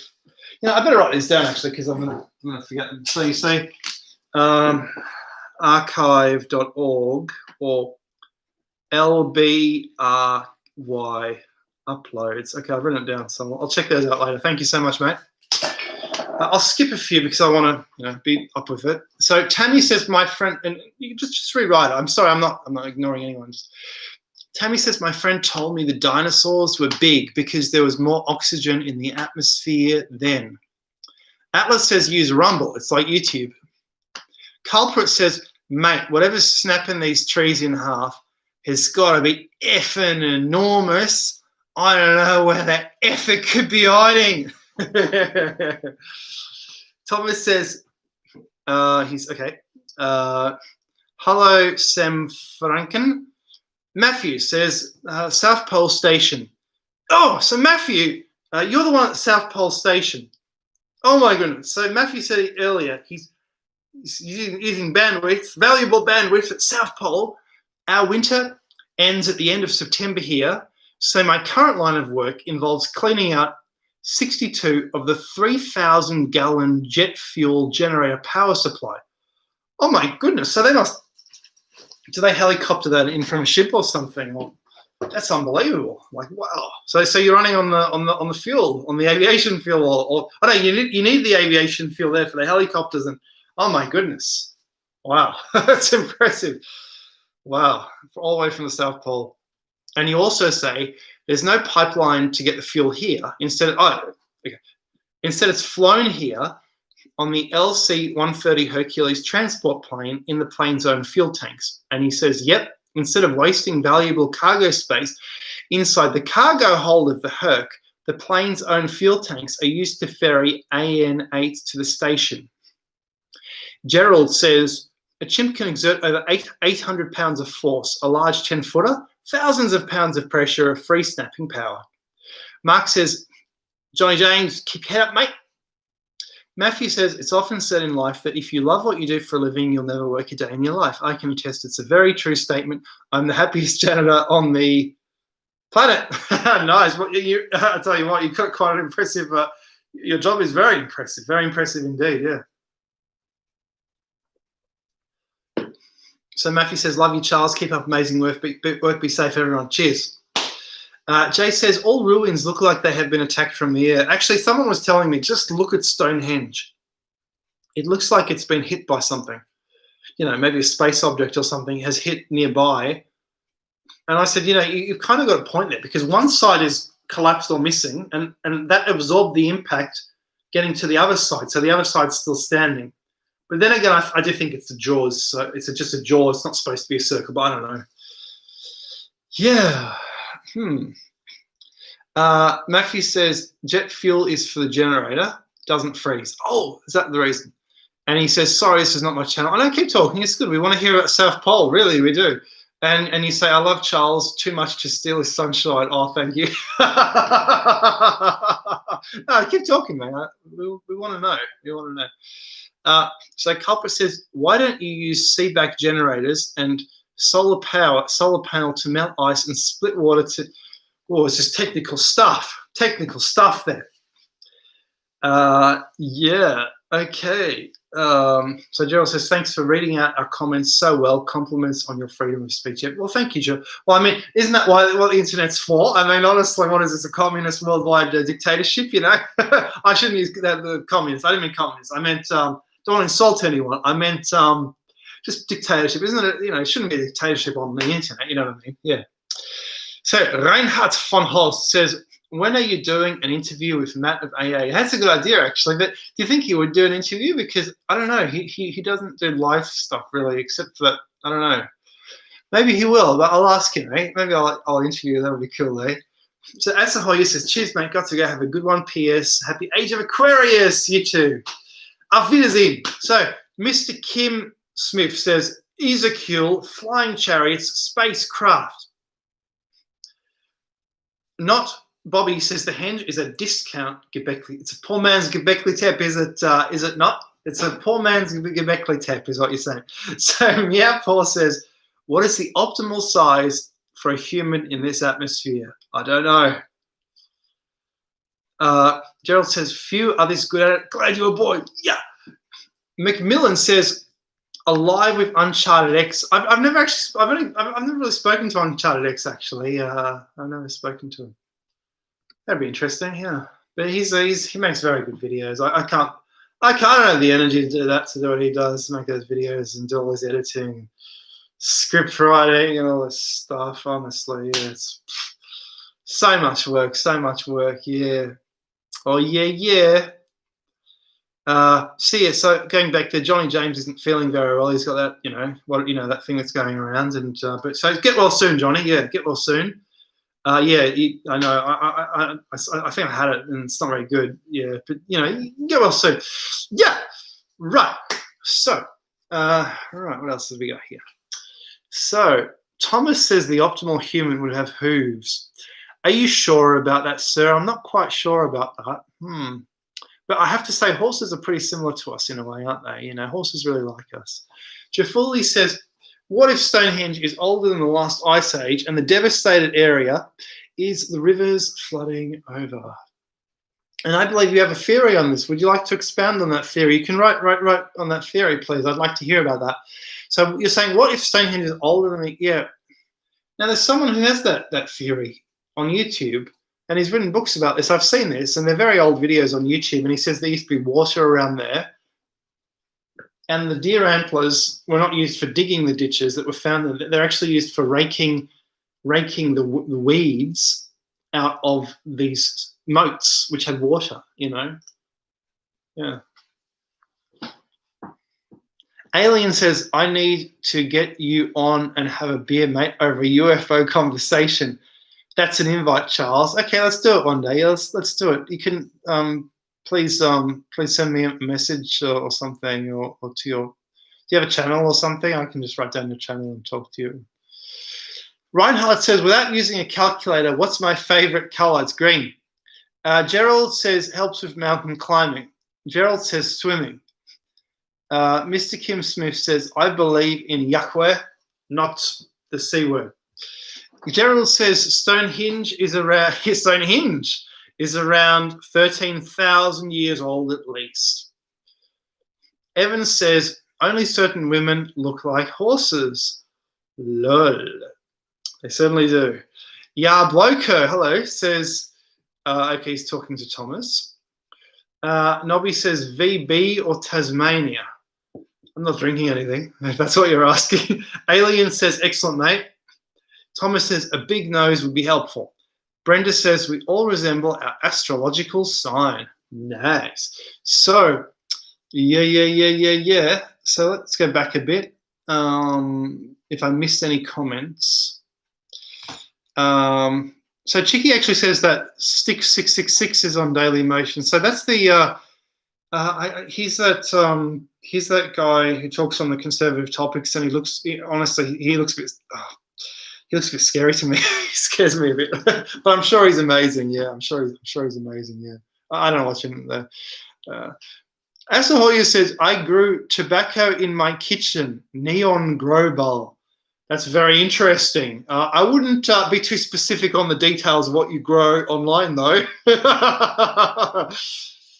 Tammy says, my friend told me the dinosaurs were big because there was more oxygen in the atmosphere then. Yeah. Okay, anything else I missed? Okay. Someone said they were saying snapping trees in half. What was snapping trees in half? Whatever's snapping the trees in half, it's not. Right. I changed my name, says your work from the past was compelling.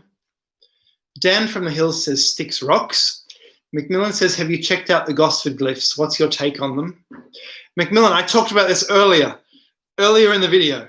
And I talked about this on every live video, that it looks like there was a megalithic society in Australia, for sure. I changed my name, says, I have rewatched your Sphinx video a dozen times. Oh my goodness. Dan from the Hill says, peppers. Meow Purr says, if there is hairy humanoids in the forest, they definitely have enough intelligence to stay hidden. Not Bobby says, wacky tobacco. Yeah, what are you doing? What are you really doing, Asahoyu? What are you really growing there? Who grows tobacco? Come on. Mr. Kim Smith says, just don't grow whack backy. Right. I changed my name, says go back to serious digging. Morton says tobacco growers rule forever. Not says Bigfoot can push. I'd love to have my own tobacco plantation. You know, I'd love to have my own plantation kind of thing like they used to have in the past. I would for sure do that. You know, that'd be awesome. You know, to have all that. You know, and something in the Bahamas. I'd grow rum or something like that. Make rum and have drink some rum with the pirates stopping over. You know, I would so do that. You know, back in the past. Yeah. Don't know why I'm talking about that. Thomas says a friend at work grew canna. He said he got 10 ounces yield this year. Macmillan says, sorry, only just tuned in. Hey, that's okay, Macmillan. No worries. But I was talking about it so much. Captain Chaos says, g'day, just woke up. Awesome to see and hear you. You too. Nice to see you too. Von Holst has a revelation because he says, I know how they built the pyramids. Cool. Tell us more. Logic says, have you seen videos by Praveen Mohin on ancient Indian temples? So much Indian technique. He's amazing. Morton says all humans have hair. Culprit says probably that Yowie or Bunyip thing or whatever it's called. It's near, I think, Carrion Falls. You saw the Bunyip? Bunyip has not been seen for a long time, since the 19th century in near Geelong. It's near Carrion Falls. So a bunyip, I'm Googling Carrion Falls. A bunyip is a dinosaur. It was described as half crocodile, half emu, and we know that an emu is a bird and birds are dinosaurs. Carrion Brook Falls in Carrion, New South Wales, and it gets 4.6 stars on Google. Yeah, it looks very nice. What a beautiful place. Wow. Beautiful place. Yeah, I love to do these live talks because I actually find out so much stuff from you guys. You know, I'm doing all the yakking, blabbing, talking rubbish, but you guys are telling me so much stuff. Gerald says, my guess is the same builders worked all over the planet in the same age, then a nova. That's a very nice theory. I like that theory. Tammy Stone says Stonehenge was put back together, wasn't it? Unfortunately, it was. It was, and there's still, yeah. It was messed up. What it was. It's not the Stonehenge of the past 300 or 400 years. It's Stonehenge as I think it was in ancient times, and this was done, I think, between the 20s and World War II.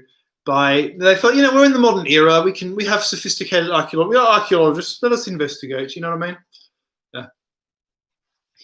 Thomas says tobacco ruins the soil. Jafuli says you mentioned that you would only need pegs once to create what they needed with Stonehenge. This would explain Woodhenge. Yeah, so Fred Hoyle, in a book called On Stonehenge from the 70s, actually says that why would they don't need Stonehenge to calculate. Although it's an eclipse predictor, you don't need it to predict eclipses. You can just use a pegboard, move pegs around, right? So, yeah, interesting. Yeah. Culprit says, I think it's spelled a bit different. I'll have to look at the map. Quody says, Sticks and the Summer 66 picked a peck of pepper pickles, says is not conservative, he's left and very, very libertarian. Jafuli says the land and river discussion is far too big to type here. Meow Purr says bears are pretty silent when they run because of the padding on their feet. That's why Sasquatch is so silent, according to the witnesses. Barton says recreational Mary Jane is legal. Oh, I was trying to say a different word, and I said the right word. What am I doing? I'm trying not to get, you know, banned off this thing. Is legal in New Jersey now, right? Yeah, I was very surprised when I was in Michigan to see. You go to the what they call the party store, and there's magazines of guns, and then magazines of, you know, that stuff, you know. Plans, you know. What's going on here? I thought this was a police station. Anyway, not Novi says, is the Church of the Flying Spaghetti Monster big down under? There's a few new churches which are very big here, actually. Like they're sort of newish churches, and yeah, they're quite big. They sing songs as well. You know, they have what's happened in America is here as well. Yeah, for sure. And the Catholic Church is, you know, almost dead. You know, I'm Catholic. It's almost dead. Yeah. David says you're having great conversations this morning. It's 7:27 a.m. I have to go. As always, have a great day. Have a great day, David. Yeah. Thomas says wacky can be used as a sacrament, a very spiritual experience. Logic says it's not my theory. And he says, any update on the Africa Atlantis theory? It's not my theory. It's someone else's theory. You talk about it. Tell me. John says, I would grow one tobacco plant to make my own insecticide. Had I a farm. Tammy says there are standing stones and burial chambers all over where I live, Gwyneth and Anglesey. Gerald says, what if those handbags the Sumerians carried were just flower tops of opium and cannabis? Yeah, what if? Oh, there we go. Yeah, maybe they were. Not says where the Oz Atlantic pyramids built by sheep ranchers. Yeah. Paul says, Michigan, what's up? Hey, Paul, where are you located? I went everywhere around Michigan and a bit of Ohio. Not says, arr. Thomas says you can say sweet cane or canna. Yeah. Can I? Paul says, and boobs. Tammy says, do you think Stonehenge might have been converted with soil so that you could covered with soil so you could enter into it? Yeah, that's a possibility. Gerald says Sasquatch may be the first inhabitants of this planet. They seem perfectly adapted, don't they? We can't live in the wild makes me feel alien. Reinhardt says, tell your fans I've bought your book, In Search of the Origin of Pyramids and the Lost Gods of Giza. It'll be here on January the 3rd. Nice. Thank you, sir. Yeah, I spent a lot of time writing that book, actually. And yeah, it's I hope you'll find it interesting for sure, yeah. Thomas says, wherever two or more are gathered in my name. Paul says, what's the deal with the 8 Mile long paintings recently discovered? This was uncovered all this. What are you talking about? I've never heard of this. It sounds amazing. Crimey Jenkins. Crimey Jenkins says, Charles, I forgot to tell you, thank you for having a look at the Granby Idol. I had to take off to feed my cats. I'd never seen that. It looks amazing. Yeah. Culper says it was at Currawong Falls. Not Nobby says using tobacco as an insecticide makes. I don't want to read that just in case. Right, interesting. So Meowper says the planet is cold on the inside and it's expanding because it has 2 openings at the poles. But it's not possible to live there like some say. Logic says, I was planning to watch cryptocurrency news, but I'm stuck here and have to get my power bank. All right, interesting. Yeah, the crypto is quite big at the moment, which means it's probably time to sell, right? No, I didn't say anything. I did not say anything. I'm not giving any advice. I have no clue about this stuff. Who knows? Maybe it'll get higher. Gerald says volcanoes come from the inside. Yeah, that's the way. Oh, yeah. Okay, so what else? What have I missed?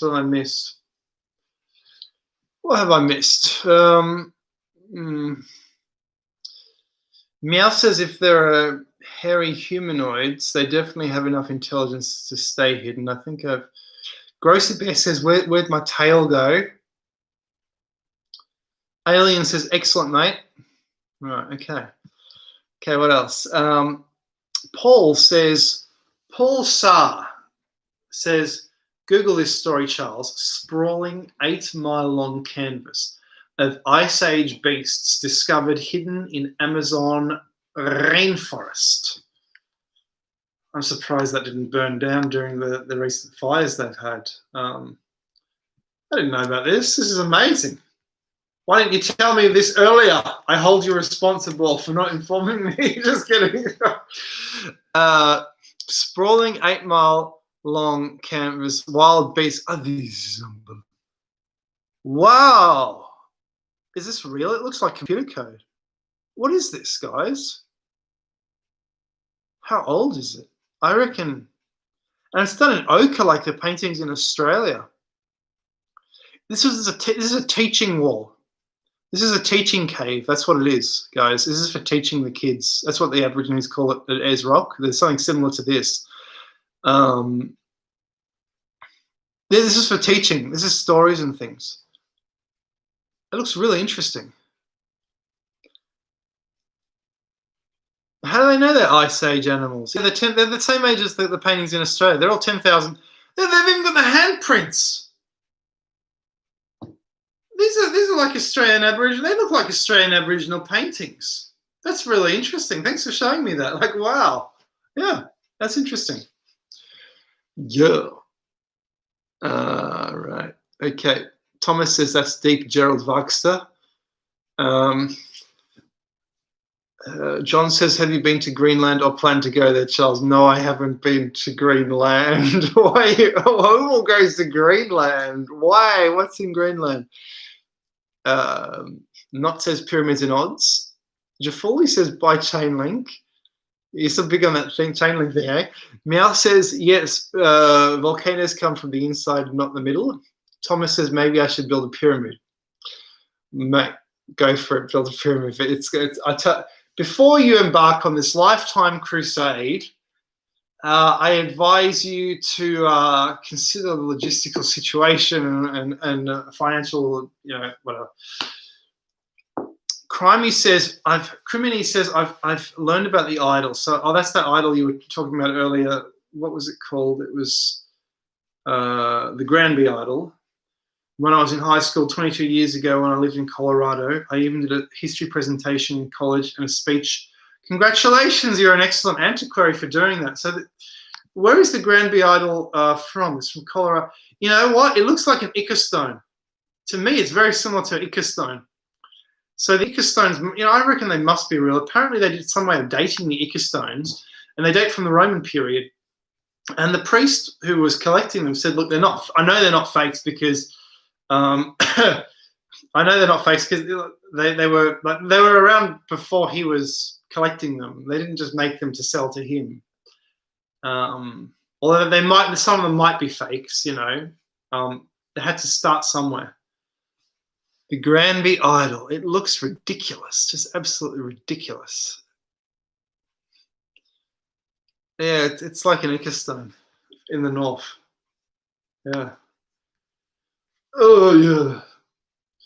Oliver says, what part of Australia do you live in? Have you lived your whole life? I've always wanted to visit from Dublin Gorge, USA one day maybe. I'm in Melbourne and I've lived here my whole life apart from traveling, yeah. Yeah, that's right. My whole life. And we have a nice place here in Victoria and Melbourne. It's very nice. It's a nice climate. I like it. It's a very wet. It's a bit like Ireland or England because it rains. It just rains randomly, but it's a very nice climate. Yeah. Yeah. So Gerald says the Alaska Pyramid, a subject very hard to get on. I've spent years picking at it. I've never heard of the Alaska Pyramid, but wow. Paul Saar says, that's why I brought it up. It's from the Ice Age in the humid Amazon. Oh, that's a good point you got there. In fact, you know what? You know, another thing, 100 million years ago, the snowball Earth, glaciation proceeded from the equator towards the poles. So wouldn't you call that an evidence for the Charles Hapgood scenario of the pole shift? I find this very difficult to explain. The geologists find this very difficult to explain. They don't know. I personally believe most of the so-called glaciation marks are actually from the flood, and that was in fact the first inference when they saw those glacial marks on the rocks. They thought it was just the rocks being pushed by some catastrophe from the flood. I reckon it's probably a flood, to be honest, because I don't think there was any ice, because the ice is not in the mythology, there's no mythology of the ice going away, or I think it's more likely to be a flood. And I've actually explained a flood theory of how it could have happened. In the Bible, it didn't come from heaven, it came from underground, Yeah, and this would have released underground gases, destroying all the megafauna whilst keeping alive the microfauna, because the microfauna can breathe through their skin. All the babies would have survived breathing through their skin, but the megafauna, the big animals, would have suffocated. The biggest animals would have suffocated first, and I believe that ended the megafauna, and therefore there's no more giants in those days. In these days, yeah. What do you guys reckon? Thomas says those are glyphs down in South Africa or South Australia, right? No, these are in the Amazon. Don't forget to blow on your teacup to make us believe you're drinking tea, not Jack Daniels. What's blowing on a teacup? Yeah, it's tea. I don't drink. I don't like alcohol. I don't drink, guys. Sorry, I don't drink. Don't drink. Nope, don't drink. Macmillan says Uluru. Gerald says same stuff all over the planet. Meowper says the continents separated due to the Earth expanding, not due to earthquakes. Logic TK, who has been generous to me today, thank you, says, say again the 8 mile long what? Need to look myself. I'll put the link. Here's the link. There you go. It's a map. The people who did the Australian rock art did this in the Amazon. I'm telling you now, that is identical. Not identical, but there's no way it wasn't the same people, Like, wow, unbelievable. So M. Mulder says, hey, Chucky. Hey, how you doing? Yeah, hey. So Steph's Manic Shenanigans says, I feel like we have been suppressed though, as each race, what was great about each one is gone. I feel like what made each great in Atlantis times. Yeah. Atlas says a lot of Inca stones were remodeled into what they are using an organic substance to break down the rock, maybe oxalic acid, and reshape it. Meow Purr says the ocean came from inside the earth as it expanded, and when the continents separated, it's been proven there is huge water caves in the earth. Thomas says many of these marks and scrapes here, some are 1 to 2 meters wide. Morton says, in the land between two rivers, sometimes rivers overflow. You reckon that's what the flood was in Mesopotamia? But how could that wipe clean all the species of the planet? You see, that's just a flood. That's not Noah's flood. Noah's flood, they're obviously talking about some great catastrophe. Gerald says, whatever shifted our poles left the planet at a unique angle, making our tides, seasons, and life as we know it possible. Which gods took credit for this? Crimey says, Charles, here's another one of my favorites from Colorado, the 80,000-year-old pavement. I think it's older. Wow. Can you give a link, please? Yeah. So, Gerald says, which god took credit for hanging the moon in the oldest texts? Sevik says, scratching your back like that is a sure sign. Scabies, bro. Lol. Who are you talking to? I'm not scratching my back.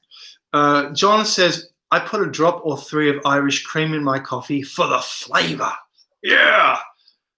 Mr. Kim Smith says, I think biblical giants during Noah's time caused by GMO as in the beginning, so shall it be in the end. Thomas says, that was Goldilocks, Gerald. Barton Campbell says, I agree with expanding Earth hypothesis. Culprit says, I want to help build one too. So these guys actually want to build a pyramid. Just incredible. You guys are amazing. I love you guys. Gerald says, Thomas has done little research about his locality. Gerald, that's not a nice thing to say to Thomas. Or is it? I don't know. Culprit says it's going to be huge. We can just mix it up out of dirt, so it shouldn't be that long. We can use tractors. John says, have you heard of the theory Japan earthquake in 1701 caused by a tsunami that broke the land bridge from South America, causing sea current changes that froze the Antarctica? Mate, this is amazing. What are you... Okay. Luna Sparkle says, I missed 2 hours of this stream. Damn, we've had some interesting talks. Ancient Architects was on here, and someone abused me. A few other things have happened. Someone's going to go on an expedition for me in England to Andrew Cross's house to check out what's left of his electrical network when he's in the area, or in Devon. He was definitely an inspiration for Frankenstein. We've talked about so many things. Oh my goodness, and so many things, and I'm learning from you guys. Like, wow. Gerald says scientists recently released a study that claimed far more water underground than on its surface. What could release the water on the Earth?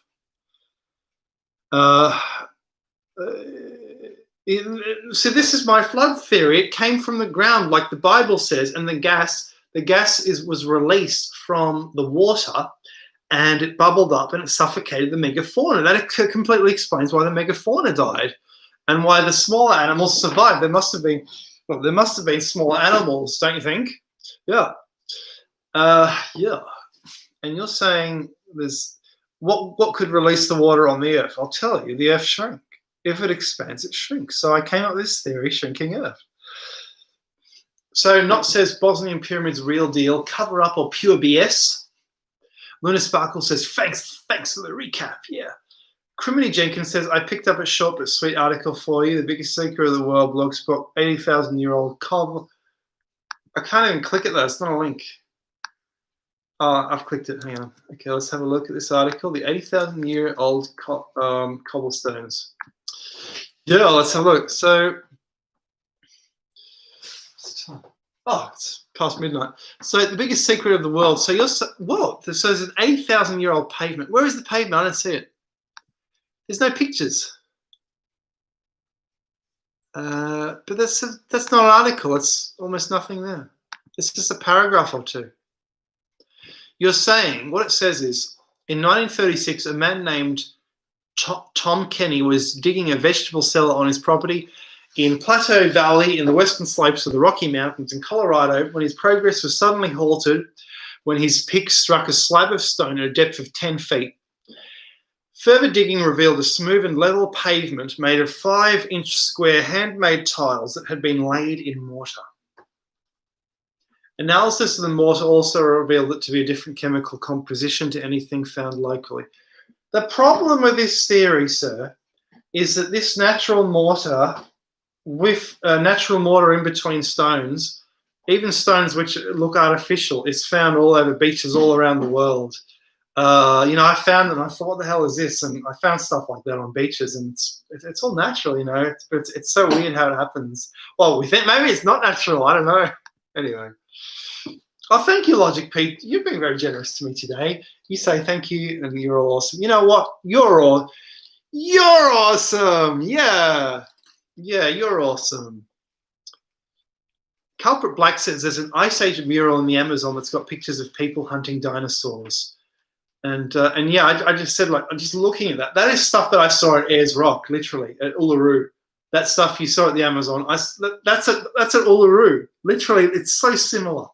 And it's done it in the same kind of way as a teaching cave for the, so people can learn. Yeah. So Jared says the 1701 earthquake event might explain the Peri-Rays map validity. Okay. Criminy Jenkins says, I'm looking for more information. Morton Storer says Noah built a boat to sail down the river to calmer water. His father probably told him that a bay were below. Randy Garcia says some water would of course come from space. Jared Vexter says everything comes from space. Yeah, we are full of stars. Tammy says that Colorado pavement story is wowee. Yeah, it's interesting, isn't it? Not says space water comes from the dragon Tiamat and the moon is her head.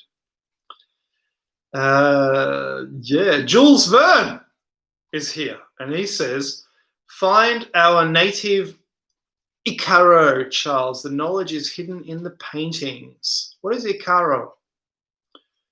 Yabloco says everything comes from space and everything is organic. How beautiful, how beautiful. Yeah. Songlines, you say songlines. So the Aborigines have this kind of ley line thing in Australia and they call them songlines. I'm just finding out about this actually. And I'll have to buy a book. There's a book on this called Songlines. I'm going to have to buy it, unfortunately. I've bought so millions of books. And why are they called songlines? Because their knowledge is probably contained in a song, wouldn't you say? And this is why our musical staff looks like a string with knots hanging down. A musical notation, because it was a kipu and because the Druids used it. And they used songs to record their knowledge, and the songs were the knowledge, Yeah. Yeah. McMillan says, is the moon hollow? There was a funny book called, I forget what it was called, done in the 70s, and it's the funniest book you've ever read. I believe I might have recommended it when I recommended books in a video, but it's one review says every page is a belly laugh. Basically, they're saying the Mayans went to the moon. That's why they vanished, or they didn't. That's why their civilization vanished, because they went to the moon and they made it hollow to take out all the metal. And why are suddenly the Soviets interested in the Mayans? It must be because the Mayans went to the moon. And it's the funniest book. It's the funniest thing. But it was obviously done to be entertaining, you know what I mean? Like it was done to be entertaining, yeah. So Jules Verne says, no, Icaros are Amazonian, but I know that our indigenous did them too. Philip Labrie, hello Philip, says there is a DNA link between Australians and natives of South America. Yeah, you're right about that. So I actually, something I said earlier on. I'm contributing to an article, to a book. So we've recently. I'll recap from what we talked about earlier. There was a megalithic civilization in Australia. A guy called Richard Patterson. I was speaking to him, and he's released a book called Australia Stonehenge. We had a Stonehenge near Byron Bay, northern New South Wales, so obviously close to the Pacific. Pacific Islanders could have sailed there easily. You get endless warm, humid air from the Pacific when you're there. The stream comes straight to Australia. They built megaliths here in Australia. That was demolished in the 40s because the farmer heard, he got a tip off that the government was going to seize his land. So he said, oh, I'll demolish the damn circle. And he demolished it. And that was the end of that. And it looks like there was a megalithic civilization in Australia. There was another megalithic circle, huge, in Western Victoria. I've been there to look for it in 2015, didn't find it. It's gone. It was destroyed, I think, in 1878. I did a 27-page research article, which I submitted to my old school principal, who used to live there. He's written a book about the area, and he'll put part of my article in a new edition of his book on Mount Elephant. Look up the Mount Elephant stone circles. I'll show it to you. Mount Elephant stone circles by a guy called Curtis. So I researched this bloke, and I found out that he would not have made it up. He drew it. If it was this guy was so honest. He did it. If it was there, he did it. For sure. So this was a megalithic civilization in Australia. Biological information shows they came here in 2000 BC, about when they built Stonehenge, 2000 BC, and they built this Australian Stonehenge. So there you go. So there we go. Hey, the Ancient Alternative View. Hello. He says, hey, Charles, happy holidays. Hello, mate. How you doing? Morton says everything is space. A room has space. Galaxy has space. The problem is what kind of space? Whoa. John James says, do you think the moon is a physical object? Ha, ha, ha. Jules Verne says, the koala knows the secret. Ha, ha. Evan says, of course it is. It's made of Swiss cheese. DC says, my mate's parents are from Chile and his mum talks of all kinds of stories like that. All the best, mate. Glad to see you. Cheers. Barton says the moon is made of DNA. Sometimes I wonder, do rocks have DNA? How do rock crystals grow? Is there some kind of DNA code in there? And I still wonder this, I mean, there might be. Yeah. Thomas says, have you heard the story where there are many, many people died in the Amazon and Central America because of the El Dorado seekers? Can't remember the guy's name from Spain. They died of sickness. It sounds like El Loco. What was his name? El Loco. What's his name? What's that guy's name from that movie? What was the movie called? I forget what its name. It was the guy where he was trying to take over. I mean, the one with Klaus Kinski in it. Anyway. Yeah, so Jules Verne says, I am also bored. Cool. John says, it's hibiscus tree. Mason says, same Kong poster on my wall. Yeah, it's a good one, isn't it? Because, I mean, this particular poster is used a bit by interior decorators. So I've seen it on different pictures on the internet. So I thought, yeah, I'll get one, and I stuck it in that frame. I ripped something else out of there and stuck it in the frame, and I obviously didn't do a very good job. But I'm not doing that again. Yeah. Meow Purr says people need to stop telling everyone when they find megaliths so they don't get destroyed by the Smithsonian. Steph says, anyone been digging for Native American artifacts? How do you find anything? If so, I live near Oklahoma in Texas, so I know there's got to be artifacts left. Jules Verne says, grow crystals with love. King JB82 says, boredom besets me like a pack of hounds on a bloody fox. Send for the fool, he makes me feel better. Steph's Manic Shenanigans says, I have a metal detector, but that won't help much with Native American stuff.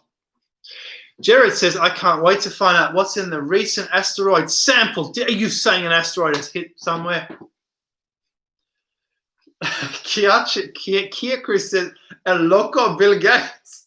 No, he was called El Loco. No, he was called Delopo. Aguirre. That's what I was talking about. Is that the expedition you were talking about? Aguirre. But lots of Amazon expeditions have gone bad.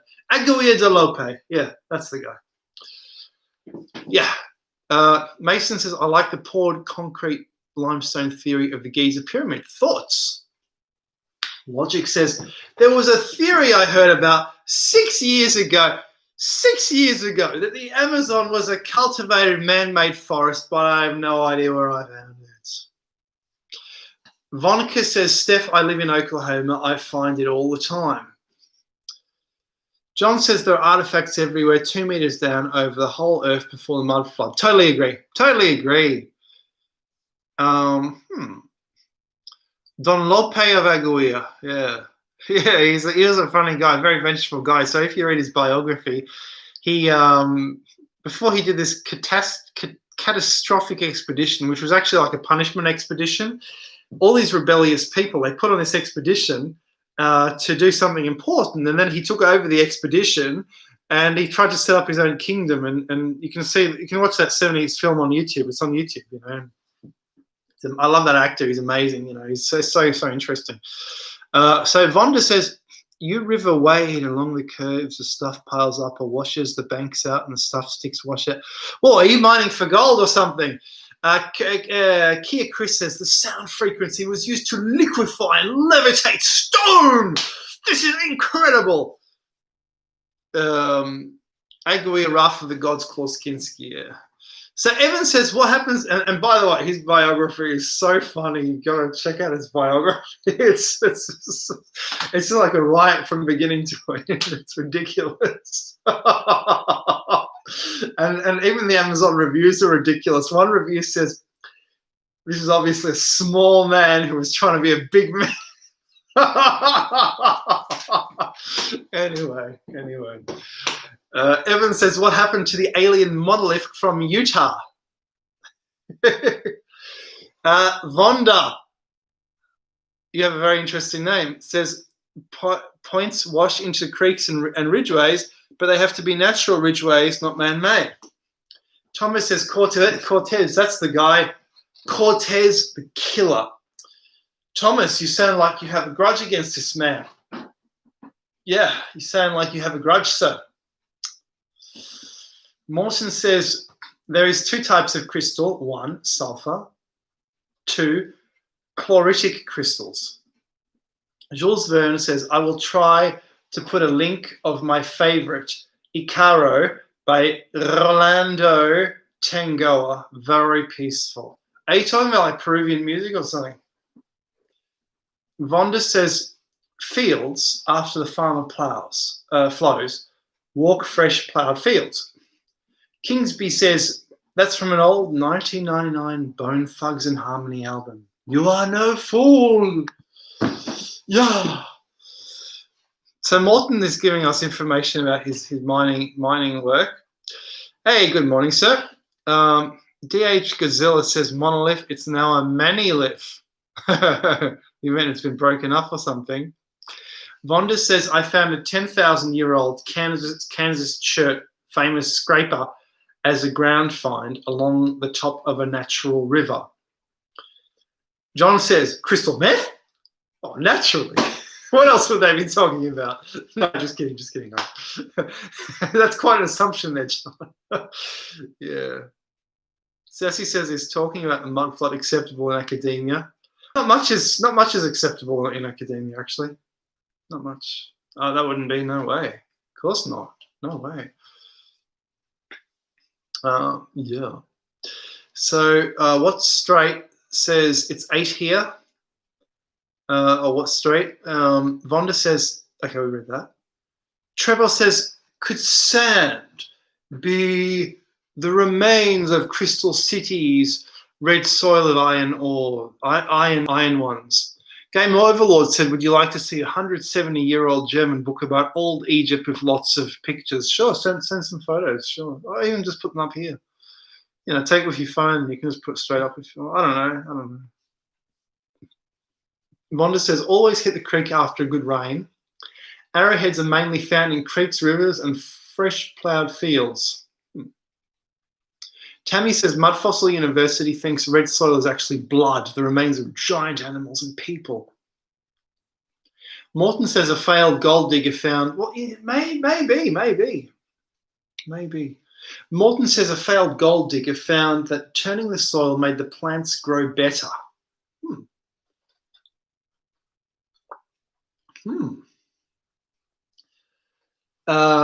You're saying that the Utah, Judy says the Utah monolith was donated to Black Lives Matter.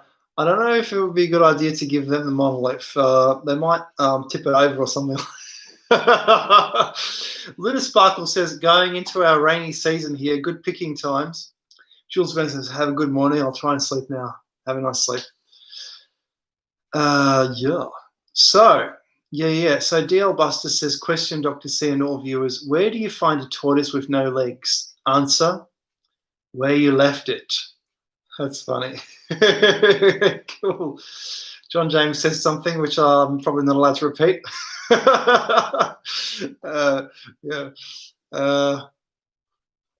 Interesting. So, what are you guys doing? What are you guys doing with your lives lately? How are you guys surviving in these weird times? And what books are you reading? Any good books? Any cool fiction books? What are you reading, guys? Tell me what you're reading. I want to know what you're reading. Yeah. Chu says he skipped my awesome comment. Where is your awesome comment? Let's save your awesome comment.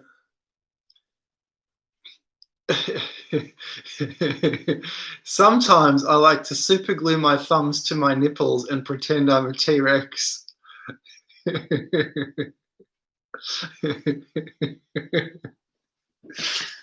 That's very interesting. I didn't see it.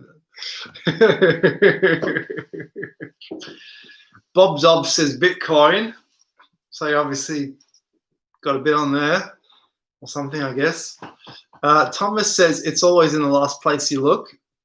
Vonda says the last thing, landscape.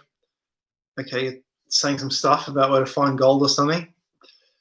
Logic is self-employed, prepping, reading about permaculture. Oh, cool. Yeah, permaculture. Yeah, we discussed... no, I didn't discuss permaculture, but I've written a lot about permaculture in the article. Permaculture is basically permanent agriculture, which means you plant a garden, which means you don't harvest the whole garden. You just pick the fruit and then you move on to your next garden somewhere else. So semi-sedentary people in the past would have had permaculture.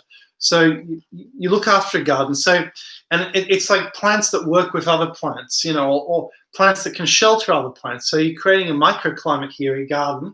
You harvest the berries, you go somewhere else to your next garden. So if you're a hunter-gatherer, you're actually gathering from the gardens you've established. Or what are you supposed to do, keep finding random berry bushes? No, you know where those gardens are. You've planted them, you know what I mean? So yeah, that's permaculture. Yeah. Yeah, all right. Thomas says he's reading Matthew 5 and the 2 Peter. Reinhardt he's actually a novelist and he's giving some information. What does that mean? Something's happened. Oh, cool. Morton's giving me something. What currency is that? That's very interesting. And he says, thanks for being you. Oh, thank you so much, Morton. Cheers. Thanks for being you, mate. Yeah, that's interesting. Nice. Yeah. Thank you, sir. Cool. Reinhardt says, I'll just skip a few, but I'll go back. Regarding permaculture, my second novel, Noah's Pit Stop, is all about permaculture and World War II. Cool. Okay. So, yeah. So Meow Purse says, I'm built different. I fell from a ski lift at 10 and broke a lot of bones and joints. Oh, no, that's terrible. Ziggy says, how many star forts in Oz? None to my knowledge, but it wouldn't be cool if they found some that would sort of rewrite things. Reinhardt says, it's a book about hunting werewolves in 1642 in Russia. Oh my God, I want to read your book. What Street says, he's sick with bronchitis, Minecrafting till I'm sick of it, and watching current events and yelling about it. That's it. That's the only thing you can do when you're sick. So yeah, yes. Kia Chris says, ow, meow. All right. Luna Sparkle says, last book I read was from a Thai author, sent me a free copy. They do that, don't they? They want to send free copies and you write a review. Yeah. Randy says, lockdown ended months ago for me. Judy says, reading Bly, Master Mariner by Rob Mundell. I got sent a, didn't I get sent a book? Immortal by Rob Mundell. Yeah, you sent me a book on that. Oh my goodness, it's holding up the laptop. Wow. Okay, there you go. Small world. Right. Okay. All right. Okay. Not says any thoughts on the Gornaya Shoria megalith. So you're talking about those huge megaliths in Russia, I presume. I got no thoughts on those. They look very interesting, though. But, you know, I'm not convinced that rocks can't crystallize that way, personally, even on a huge scale. Oh, cool. You sent a tweet about tsunami. I'll check it out later, John. Thank you, John. So Culprit says you can melt stone in the microwave with some bodgy starlight. Oh, that sounds interesting. I'd actually like to try that out. You know, with a spare microwave, not my one, just with a kind of spare one. You know what I mean? Yeah. John says, the Essene Gospel of Peace, good read. Right. King says, I'm in Florida. We have been keeping it going. Not much has changed for me, just doing more jobs at homes. Culprit says, you can melt stone in the microwave. Jared says, remember when a rocket landing on its tail was science fiction? I sure do. Watching the Tintin, then I found out, oh, the Germans did that in World War II, and I believe they did do that in World War II, and then that's the inspiration. And then Werner von Braun was doing the same stuff, and with the Americans, and then what he did has now been copied. He wrote a book, and the front cover of the book of that rocket landing has now been what Elon Musk is doing and the other people are doing. Yeah. Someone's asked me about the double split experiment. I'm just pretend you didn't ask me that.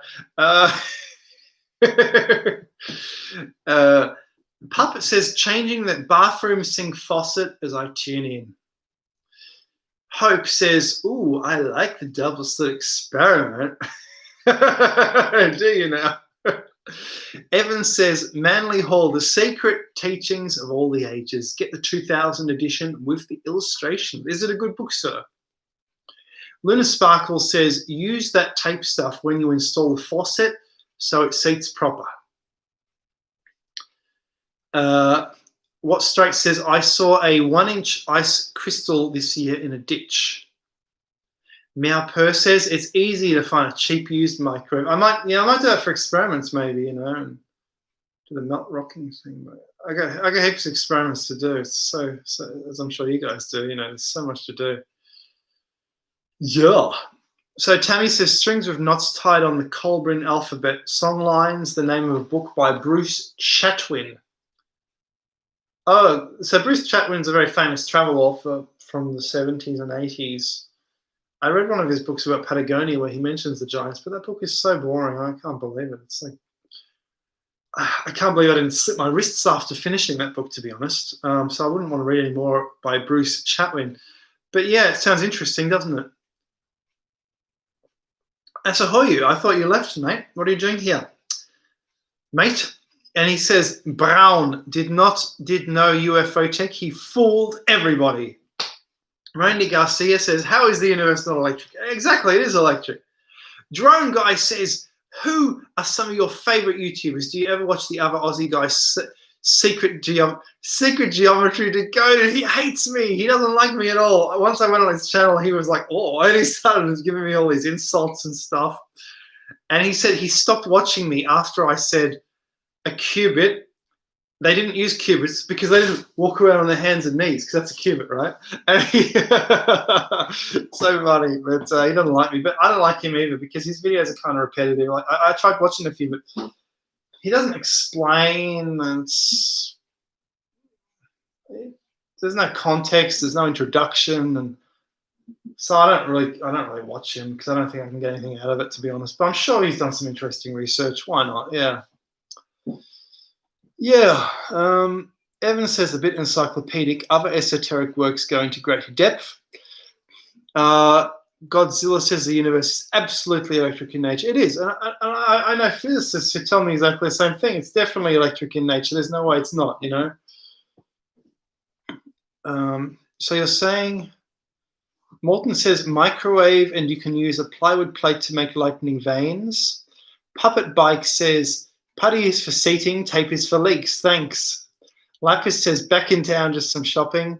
Not says Thunderbolts Project. What Street says Van Brown. Was it he that cried when the first atom bomb went off? No, he didn't cry at all.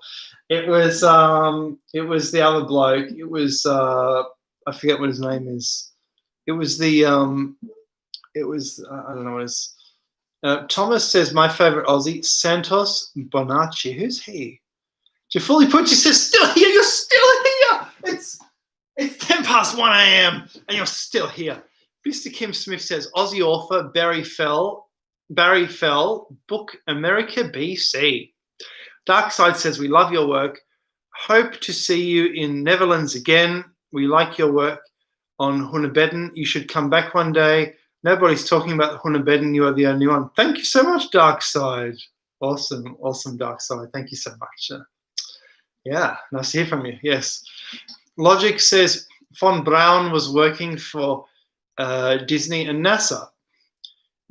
Gerald Baxter says Oppenheimer.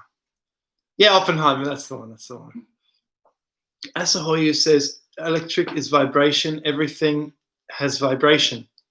Gerald says, said I have released Hell on Earth or something to the same feeling. Achoo. I hear a sneeze. Achoo.